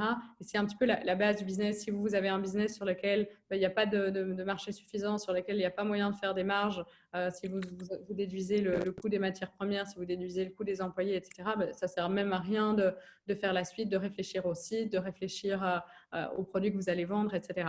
Donc, important de faire ces premiers points-là. Et ensuite, le troisième point qui est pour moi ultra important, c'est vraiment d'essayer de créer un MVP, ce qu'on appelle un Minimum Viable Product. Donc, c'est vraiment créer un concept, le minimum vital en fait pour le concept. Donc, qu'est-ce qu'on peut faire si on veut créer un site e-commerce? Eh bien, c'est d'abord de tester est-ce que le produit que je vais vendre sur mon site internet plaît aux gens, par exemple en participant à un salon. Tu parlais de Zalando tout à l'heure, Florence, mais Zalando, qu'est-ce qu'il a fait le fondateur de Zalando avant, enfin, c'est pas le fondateur de Zalando, c'est le fondateur de Zappos, qui est l'équivalent de Zalando aux US, qui est en fait la boîte que Zalando a copiée. Le fondateur de Zappos, Tony Aish, avant d'aller créer un site e-commerce de chaussures, il a construit un site qui lui a pas coûté grand-chose, sur lequel il a mis plein de photos des chaussures qu'il avait été prendre lui-même dans les magasins de chaussures. Et à chaque fois qu'il y avait une vente sur son site, eh bien, il allait acheter la paire de chaussures en magasin. Il ne faisait pas d'argent dessus, mais au moins, il a vite pu comprendre si oui ou non les gens étaient prêts à acheter des chaussures en ligne. Mais vous vous rendez compte, c'est fou parce qu'acheter un stock de chaussures, ça coûte une montagne. Dans son cas, voilà, il s'est dit, j'ai pas besoin de faire de l'argent le premier mois parce que je vais d'abord tester mon concept, mais je vais pas prendre de risques, je vais pas construire un stock, etc. Et donc lui, il a fait un MVP qui était vraiment top, quoi. Donc il y a vraiment moyen d'être un petit peu créatif et de réfléchir un maximum à comment est-ce que je peux lancer mon concept sans vraiment le lancer pour voir si oui ou non ça fait sens. Et parfois, vous allez vous dire, mon idée de base reste top, mais je vais l'adapter, je vais un petit peu pivoter cette fonctionnalité, je vais plutôt la faire comme ci, comme ça. Dans mon cas, il y a moyen aussi de créer plusieurs MVP. Dans le cas de Casidomi, moi j'avais fait des études de marché, j'avais fait des focus group, j'avais fait des maquettes aussi du site pour voir ce que les clients en pensaient. J'avais été parler au corps médical, donc à des médecins, etc., pour voir ce qu'eux en pensaient et s'ils pensaient que des clients seraient intéressés par ce type d'interface. Et si dans les problèmes que les patients mentionnaient, ça revenait souvent le fait de ne pas trouver facilement les produits, des produits sains, que ce n'était pas facile de décortiquer les étiquettes, de déchiffrer les étiquettes. Emna, j'adore ton exemple de Zappos parce que chez WoW Community, on dit souvent qu'il faut vendre d'abord. Et donc, Zappos, voilà, il s'est d'abord dit, je vais d'abord vendre la chaussure avant d'avoir le stock, quoi. Et ça, c'est une erreur que beaucoup d'entre vous commettent, c'est d'abord acheter un stock ou d'abord ficeler un site ou d'abord créer un programme online ou une offre avant même d'en avoir vendu un. Donc, j'aime bien, Emna, ton exemple, c'est de d'abord vendre, en fait, même si vous n'avez pas de stock, même si vous n'avez pas créé le programme, même si vous n'avez pas encore créé le produit. Parce qu'en fait, vous voyez si vous avez déjà des acheteurs.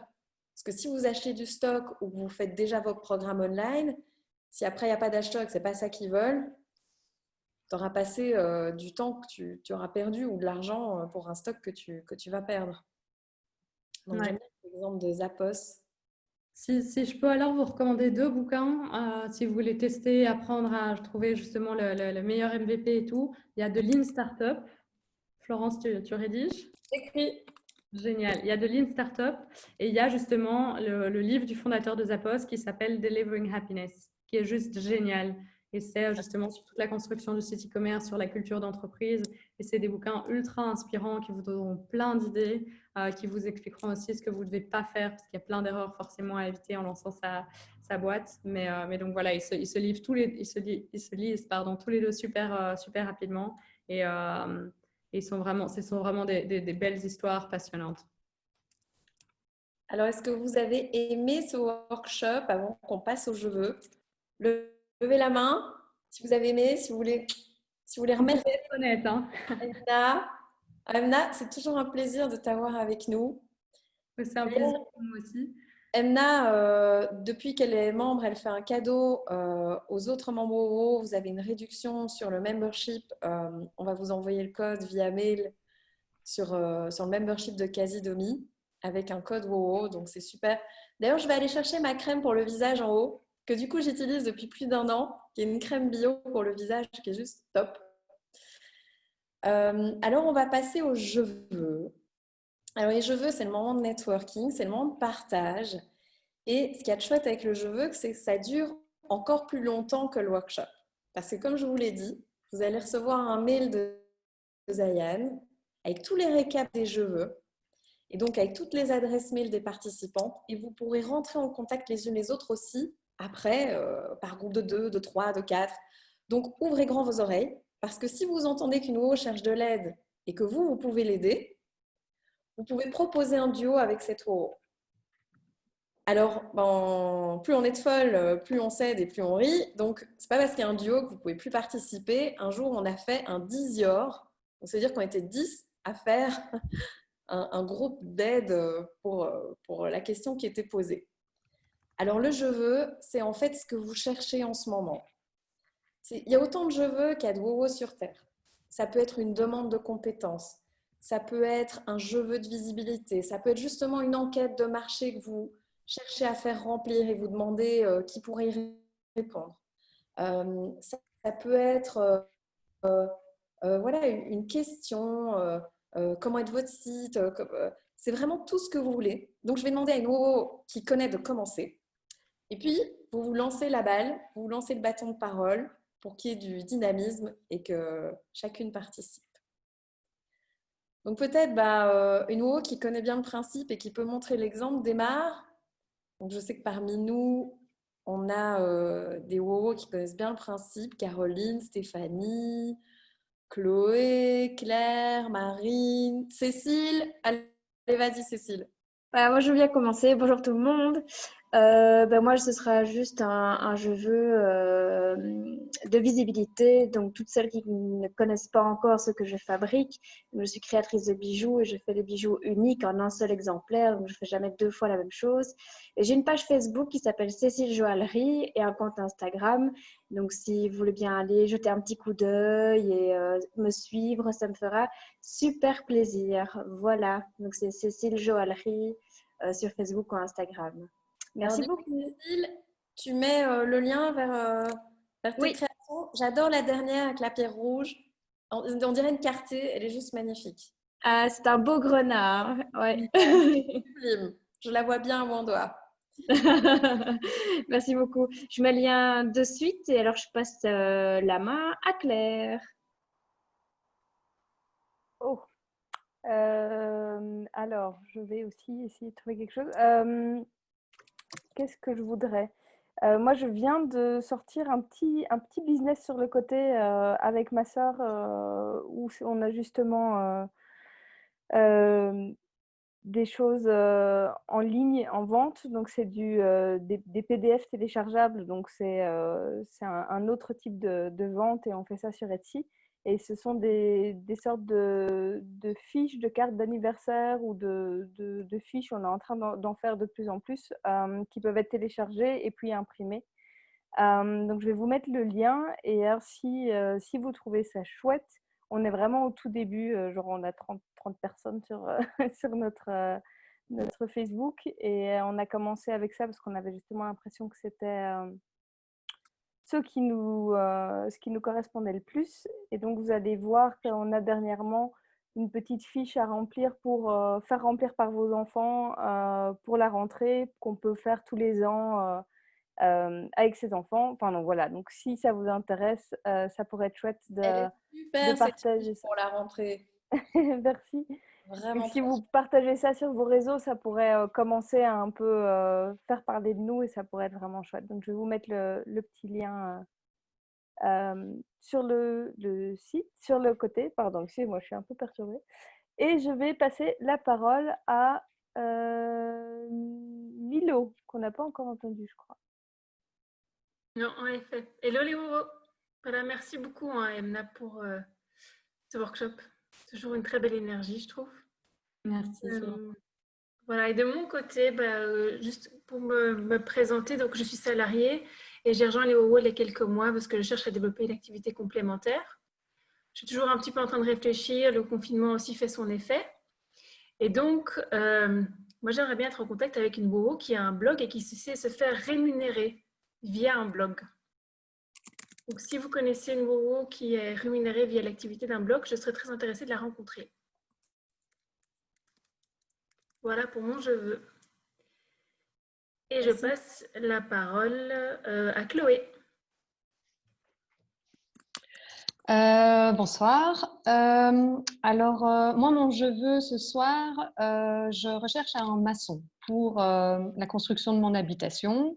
Donc, on va recevoir le permis et c'est une habitation zéro énergie, même une habitation active. Donc, on va créer plus d'énergie que ce qu'on va consommer. Et en fait, je recherche ici, on va travailler par entreprise séparée. Il y aura un peu d'autoconstruction, mais pour le gros œuvre, je ne trouve pas vraiment le maçon pur et dur qui fait que du montage de briques en fait et de blocs. C'est toujours des entreprises générales et évidemment le budget est différent. Voilà. Un maçon ou une maçonne pour Chloé? Ah oui. Alors Chloé, tu... Oui, alors je vais passer la balle à ma voisine, à Fatouma. Voilà, merci. Est-ce qu'on m'entend?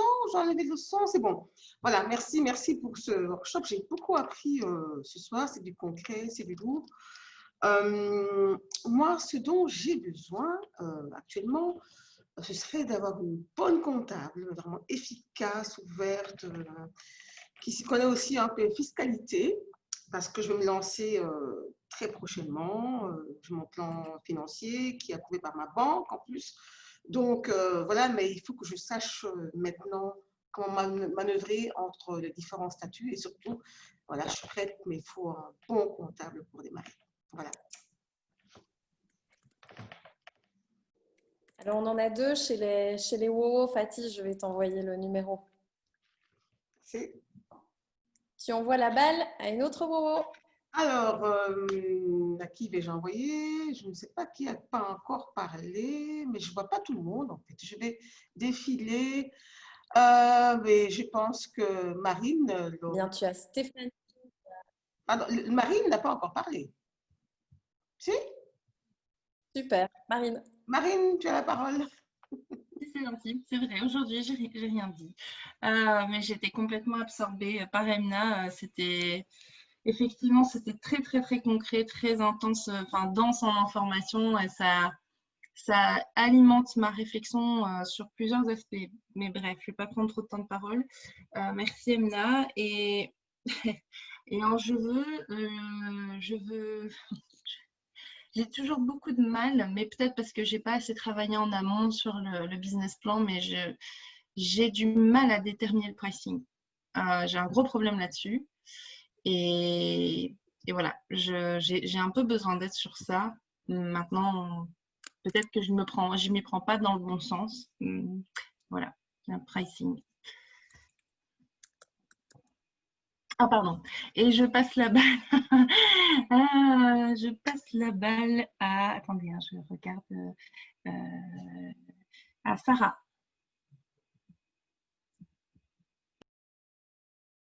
Vous m'entendez? On t'entend.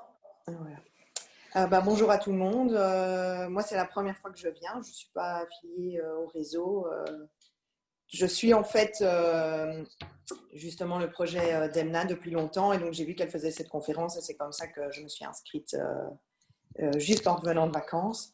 Voilà, mais donc moi je tiens un site e-commerce sur PrestaShop et j'ai 2 boutiques. On vend des articles de pâtisserie. Donc voilà, c'est très inspirant. Moi, ça fait 8 ans qu'on a commencé. Ma formation au départ, c'est infirmière. Ça s'appelle comment la boutique qui vend des articles de pâtisserie? Sweet and Ferry. Je vous le noterai parce que ça Emna n'en a pas parlé, mais donc nous, on a réfléchi longtemps au nom, mais en fait, à l'usage, c'est pas un nom très facile quand les gens nous cherchent sur Google ou des choses comme ça. Donc c'est vrai que le nom de l'entreprise, à l'usage, en tout cas, c'est quelque chose qu'il faut quand même bien réfléchir. Nous, quand on a fondé l'entreprise, j'habitais aux États-Unis. Et donc, c'était vraiment quelque chose qui allait de soi. Évidemment, j'étais entourée d'Américains et donc Sweet and Ferry, c'était très facile. Mais une fois qu'on est revenu en Belgique francophone, c'était un peu plus compliqué pour la clientèle de le taper. Encore maintenant, c'est parfois un petit peu difficile, quoi. Je suis cliente chez toi, Sarah. Pardon? Je suis cliente chez toi, Sarah. Ah, voilà, merci. Voilà, enfin… Moi, je suis super timide. Je ne sais pas si on me voit déjà rougir parce que je ne me vois pas sur la caméra. Mais donc, voilà, ce qui me semblait peut-être compliqué. Donc, pourquoi je suis Emna? Parce qu'évidemment, sa success story est très inspirante. Et donc, comme elle, moi aussi, j'essaye de regarder un petit peu ce que tout le monde fait pour trouver des inspirations. Mais justement, ma timidité, je trouve que c'est très compliqué quand tu disais que toi, tu gères ta communication en interne. Moi, j'essayais justement peut-être de sortir ça de notre société parce que j'ai l'impression, comme tu disais, j'aime que les choses soient comment dire, très jolies. Je voudrais que tout soit parfait. Et comme je suis timide, j'ai l'impression que finalement, ça me bloque et que je n'arrive pas à ressortir le côté humain sur les réseaux sociaux. Donc, en fait, quand les gens viennent en magasin, je pense qu'ils se sentent vraiment bien. Moi, je connais beaucoup de nos clients. Parfois, on se fait la bise. J'ai des clientes qui sont venues me dire que voilà, elles étaient enceintes ou qu'elles allaient se marier. Et en fait, j'arrive pas du tout à reproduire ça sur les réseaux sociaux. Dès que je dois passer derrière un écran, c'est vraiment très compliqué. Donc voilà. Mais donc, si certaines d'entre vous ne connaissent pas Sweet and Free, je taperai l'adresse mail. Ce qui me ferait vraiment plaisir, c'est que vous alliez voir et que vous me donniez une fois un avis critique sur le site qu'on aimerait peut-être changer l'année prochaine. Parce qu'évidemment, comme disait Emna, moi je suis aussi fort entourée par des amis et la famille bienveillante. Donc chaque fois que je leur demande leurs avis, ils trouvent ça tellement génial, ils sont tellement fiers de moi.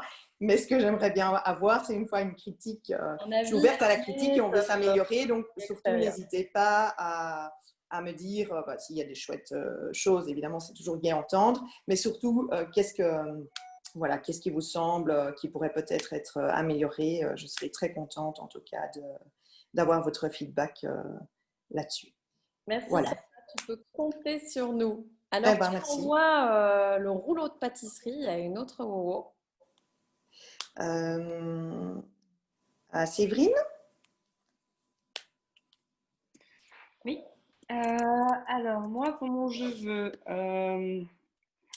ce serait si quelqu'un connaît une tricoteuse à la main ou a une maman géniale, une mamie géniale qui tricote vraiment très bien, ce serait de me mettre en contact pour pouvoir justement réaliser mes premiers protos pour pouvoir tester mon idée de projet.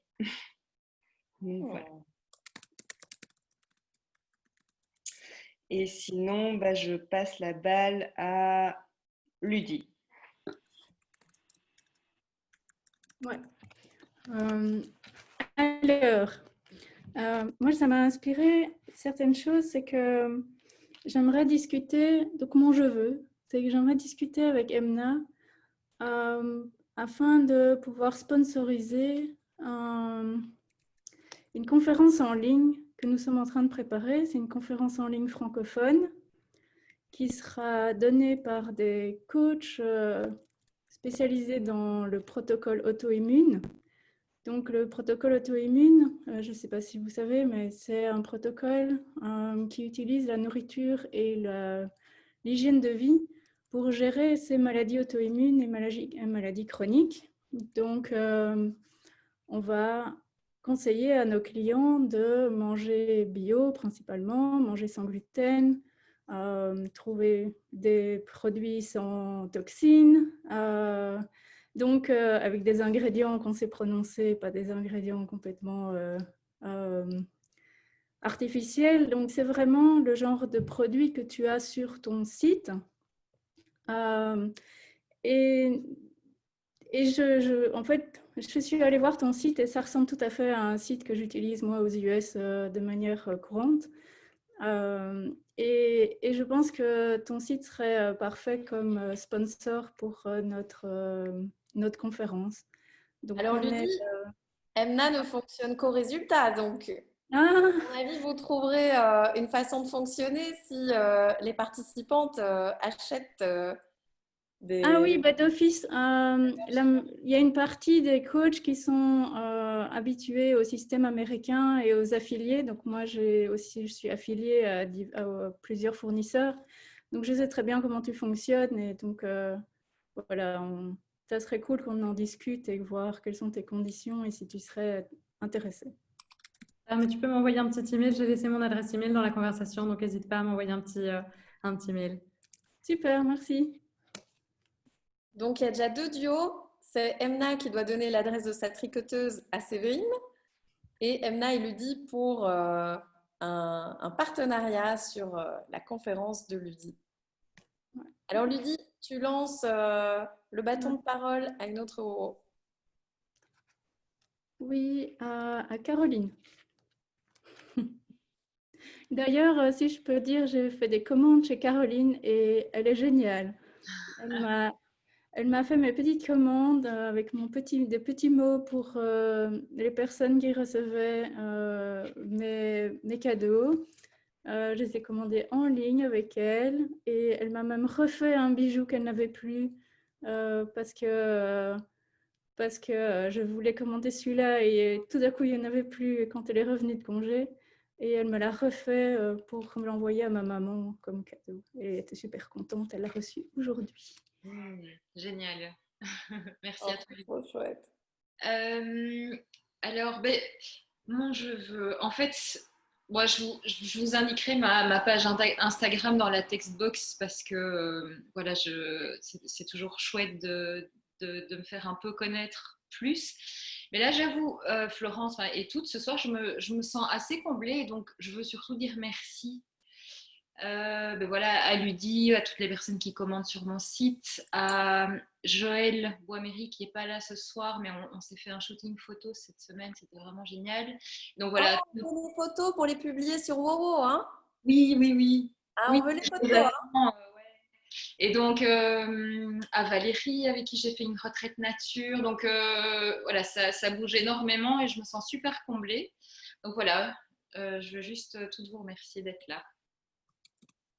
Merci pour ton merci, Caroline. Et je passe la parole, alors, qui n'a pas encore parlé, à Virginie.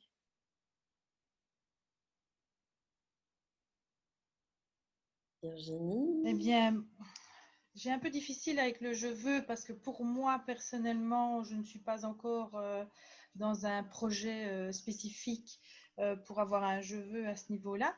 Par contre, je pourrais revenir sur quelques informations qui ont été dites tout à l'heure et je remercie Emna pour tout ce qu'elle nous a informé en tous les cas.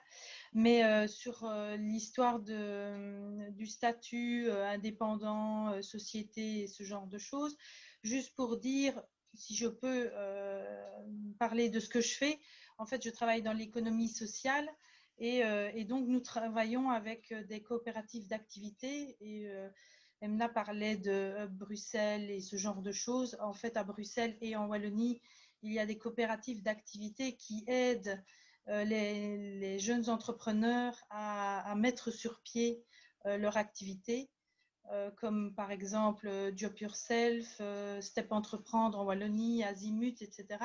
Et particulièrement quand ces jeunes entrepreneurs, par exemple, aussi sont demandeurs d'emploi et ce genre de choses. Et donc, c'est quand même des structures qui peuvent aider à mettre sur pied l'activité, à faire un business plan et à coacher et ce genre de choses. Donc ça peut aider certains. Moi, je travaille pour DIES, qui est aussi dans l'économie sociale, mais qui vient un petit peu après, si vous voulez, donc pour des entrepreneurs qui ont déjà quelque chose de monté au niveau de leur activité. Mais je n'ai pas de demande particulière, je voulais écouter, je voulais voir ce qu'on disait aujourd'hui dans cette conférence et je remercie beaucoup Emna. Voilà. Merci Virginie. Alors, tu passes le bâton de parole à une autre Wowo. Aïna. Il y a Flora et Sandra qui n'ont pas encore parlé. Il y a Stéphanie, Aïna, Ina. Alors, il faut que tu réactives ton micro, Ina. Oui, merci. Voilà, vous m'entendez?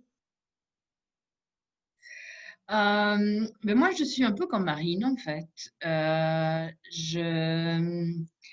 Pendant un certain moment, je me suis tâtée si j'allais me lancer ou pas. J'ai eu, il y a 2 mois, un interview, enfin, une réunion avec Florence, un peu de coaching et tout. Et en fait, mon je veux d'aujourd'hui, ce serait d'avoir votre avis via un sondage pour savoir s'il y a ce besoin de ce concept ou pas, que je l'enverrai dans le groupe de Wowo demain. Hâte de le voir. Voilà.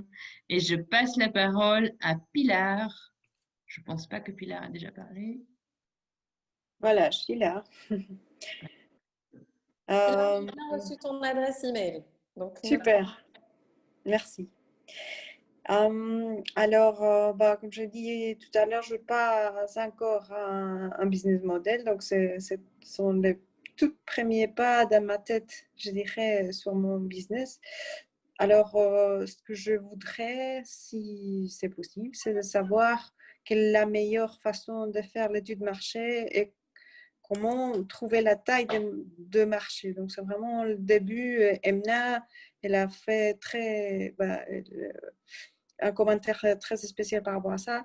Donc, ça serait pour moi très important de savoir si on a des outils particuliers ou je ne sais pas si ce sont des boîtes qu'il faut contacter ou comment ça se passe, quoi. Je pense, et Emna, tu pourras peut-être confirmer que si on appelle une chambre de commerce ou un organisme comme le 18-19, ils ont des chiffres, par exemple de ta cible. Je sais parce que nous, on a cherché combien de femmes entrepreneurs il y avait en Belgique. Et alors, Emna, est-ce qu'on vise haut? Est-ce qu'on vise petit? Est-ce qu'on se dit qu'on va pouvoir pénétrer 0,1% du marché? Mais nous, chez WoW Community, on s'est dit que si on avait 0,1% du marché, on était tout à fait rentable et même très rentable. Donc, on s'est dit que c'était bon, qu'on y allait. Alors, Emna, qu'est-ce que tu en penses? Parce que c'est une très bonne question. Ouais, c'est vraiment une bonne question et il y a beaucoup de réponses qui se trouvent dans les livres aussi. Ça, je pense qu'il ne faut pas oublier que si vous n'avez pas les réponses ou si vous êtes un peu timide, que vous n'avez pas envie d'aller voir des organismes, etc., il y a des super bouquins. Un bouquin qui, moi, qui m'a beaucoup aidé justement sur toute la partie études de marché, rédaction du business plan, etc. C'est un bouquin de Steve Blank qui s'appelle... je sais plus, c'est le dictionnaire de l'entrepreneuriat. Enfin, regardez Steve Blank et il a une grosse brique vraiment. C'est le dictionnaire de l'entrepreneuriat. Il vous dit exactement comment vous devez faire votre étude de marché, comment vous devez tester votre concept, etc. Et vous pouvez un peu choisir, ça se lit comme un dictionnaire, donc vous pouvez prendre les parties qui vous intéressent. Et c'est vraiment un top bouquin pour ça. Moi, j'ai vraiment suivi toutes ces démarches. Ok, super, merci. Pilar, tu envoies le bâton de parole à une autre WoWo. Alors, il y a Stéphanie qui n'a pas encore parlé. Il y a Florence. Je l'envoie vers Lorena, qui c'est la personne qui m'a invitée. Alors, Lorena n'a pas de vidéo, donc je ne sais pas si elle est là. Ah, voilà, elle a mis sa vidéo. Je suis là. Je suis là. Je m'excuse d'abord parce que mon niveau de français, Pilar et moi, on est colombienne, mais elle a un beaucoup mieux niveau que moi. Alors, j'espère que tout le monde va me comprendre. D'abord, merci à tous pour partager tellement d'informations précieuses que pour nous, les gens qui on veut se lancer un jour, c'est très important. Je veux, c'est plutôt de où commencer. Moi, j'ai plein d'idées. Je sais qu'il faut faire un business plan, je sais qu'il faut contacter des fournisseurs, je sais qu'il faut créer une entreprise, mais qu'est-ce que c'est la première chose à faire? Ça, c'est mon je veux. Anna, quelle est la première chose que toi tu ferais? Peut-être c'est compliqué sans entendre le plan, les rêves de Lorena. Et moi, je voudrais faire moi, je sais ce que je ferais à ta place, Lorena. Un quoi? Mon idée, c'est faire un site d'e-commerce pour que ça serve comme une plateforme pour lancer des jeunes photographes qui vendent des cadres de très haute qualité type musée, en différents formats, aluminium, plexiglas, de très bonne qualité. Je sais que je dois contacter des photographes pour voir comment travailler avec ça, avec les fournisseurs pour imprimer les photos, sont notre solution. Mais je suis en Belgique, un pays que ce n'est pas le mien, que je connais pas les procédures au niveau légal, qu'est-ce qu'il faut tenir en compte. Alors, c'est complexe. Ok, donc s'il y a quelqu'un qui se propose pour un duo pour Lorena, signalez-le-moi. Merci. Alors Lorena, tu peux passer la parole à une autre WoWo. Et je passe la parole, je vais regarder les participants qui restent. Il y a Stéphanie, il y a Annelise, il y a Flora et Sandra. Je laisse à Flora et Sandra la parole. Merci à tous. Merci Lorena, et tu parles très bien, donc aucun souci. Voilà, alors nous, ce qu'on recherche dans l'idée, ce serait quelqu'un qui est capable de créer des prototypes pour des vêtements. Il a trouvé. Et également des idées pour trouver des tissus, par exemple. Oui, des usines ou des endroits où on peut acheter des tissus à prix intéressant. Voilà. Super. Quelqu'un pour créer un prototype pour des vêtements, Flora et Sandra. Alors, Lorena, on demande ton adresse email aussi dans la textbox. Donc, si tu pouvais la mettre, mais bon, elle sera normalement dans l'email de récap. Flora et Sandra, vous envoyez le prototype vêtements, le bâton de parole. Qui reste dans les je veux lever la main? Je sais qu'il reste Stéphanie. Stéphanie. Voilà. Bonsoir. J'ai levé la main, mais je n'ai pas vraiment de je veux parce que je participe pas mal aux réunions pour l'instant. Et voilà. Donc, je voulais d'abord dire merci parce que c'était vraiment super intéressant. Et c'est toujours motivant d'avoir des soirées comme ça. Le lendemain, on se sent super motivé. Donc, pour faire un je veux, c'est un peu plus de visibilité sur mon compte Instagram. Donc, pas obligé de liker, mais juste de faire quelques cœurs. Ça aide toujours pour l'algorithme Insta d'avoir un peu de mouvement dessus. Donc, voilà, je mettrai le lien juste après. En une phrase, parce que tu as un super chouette business. Oui, je suis décoratrice mariage. Donc, j'ai une boutique en ligne de décoration mariage depuis 11 ans et j'ai une boutique physique à Bruxelles. Et je suis également décoratrice. Donc, voilà. Mais la situation pour l'instant n'est pas top. Donc, les mariés sont un peu loin des réseaux sociaux pour les mariages. Donc, voilà, un peu de mouvement, quelques petits cœurs, ça fait toujours plaisir. Et comment ça s'appelle? Mariage sur mesure. Mais je mettrai le lien juste après avoir parlé. Et je passe le bouquet de mariée à Annelise. Merci pour le bouquet de mariée. Tout le monde m'entend? Tout le monde t'entend, Annelise. Bienvenue. Bonsoir à toutes. Moi, c'est juste pour dire merci. Merci pour cette conférence avec Emna. Comme ça, on apprend. Parce que j'ai suivi aussi le site depuis quelques années. Je vois l'évolution et ça fait du bien quand même de pouvoir parler à la personne qui est derrière et de voir que, même comme elle a dit, en n'ayant pas d'expérience, en n'ayant pas de grosses sommes d'argent, on a quand même réussi après quelques années à avoir fait ça. Donc, ça donne de l'énergie pour ceux qui veulent lancer un e-commerce. Donc, voilà, je dirais merci. Et comment on peut t'aider, Annelise? Moi, ce que je fais, moi, j'ai une entreprise aussi. Ça s'appelle Amana Nature et je commercialise des produits afro-caribéens, naturels, sains et de qualité, en fait. Voilà. Et donc, bientôt, mon site e-commerce va sortir. Donc, voilà, j'ai été prendre un peu l'énergie pour voir un peu comment elle avait fait, comment était son parcours, quoi. Merci, Annelise. Alors, je te propose de passer la balle à Emna, justement. Ah, ben voilà. Là, si tu peux exprimer ton je veux. Et puis, on terminera, Zayan et moi, pour clore ce beau cercle. Donc, Emna, quel est ton je veux? Bon, moi, j'ai un je veux pas très original, mais vous me faites toutes rêver avec tous vos projets et avec tout ce que vous avez envie de faire, etc. Donc, moi, mon je veux, c'est que vous réalisiez toutes vos je veux. Parce que franchement, il y a plein de bonnes idées et j'ai vraiment envie de vous donner. Je suis contente quand j'entends que je vous ai donné de l'énergie et que vous dites le lendemain, je vais démarrer ma journée avec des étoiles dans les yeux, plein de rêves, etc. Parce que c'était un petit peu le but et c'est pour ça que j'aime bien parler avec la communauté de WoWo, justement. Donc, merci à toutes aussi. Merci, Emna. Et on enverra évidemment le code cadeau aux membres WoWo. Et puis, Zayan vous enverra une offre si vous n'êtes pas encore WoWo pour nous rejoindre. Alors, Zayan, justement, quel est ton je veux? Alors moi, je voudrais déjà remercier Emna. Emna, tu es très, très inspirante. Merci beaucoup d'avoir bien voulu faire ce workshop pour toutes les WoWo. Comme tu dis, c'est plein de bonnes énergies. Ça nous rebooste. Donc, vraiment super. Merci beaucoup. Ensuite, je veux que vous vous inscriviez à notre prochain événement, donc qui se fera cette fois-ci avec Claude François, qui est une de nos WoWo et qui est très drôle, et donc qui vous expliquera comment développer votre potentiel avec humour. Et je passe la balle à Florence, du coup. Alors, oui, vous n'avez pas rêvé, elle s'appelle Claude François parce qu'elle est née l'année de la mort de Claude François et que ses parents ont comme nom de famille François.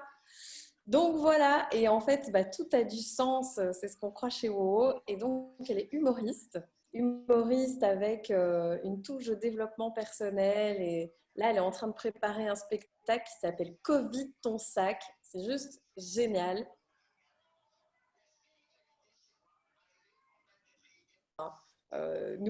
Nous apprendre à nous dévoiler avec humour, parce que souvent on a du mal à se mettre en avant, on a du mal à prendre confiance en soi, mais l'humour, ça peut nous aider à briser la glace en fait.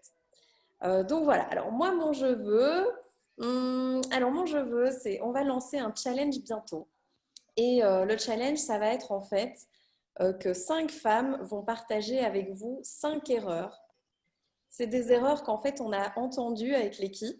Parce qu'au mois de janvier, on avait proposé un coup de fil qui était complètement gratuit pour vous aider. Et en fait, on a eu 107 coups de fil. D'ailleurs, Caroline, c'est la première fois qu'on s'est rencontrés, Caroline Noël, c'était via ce coup de fil.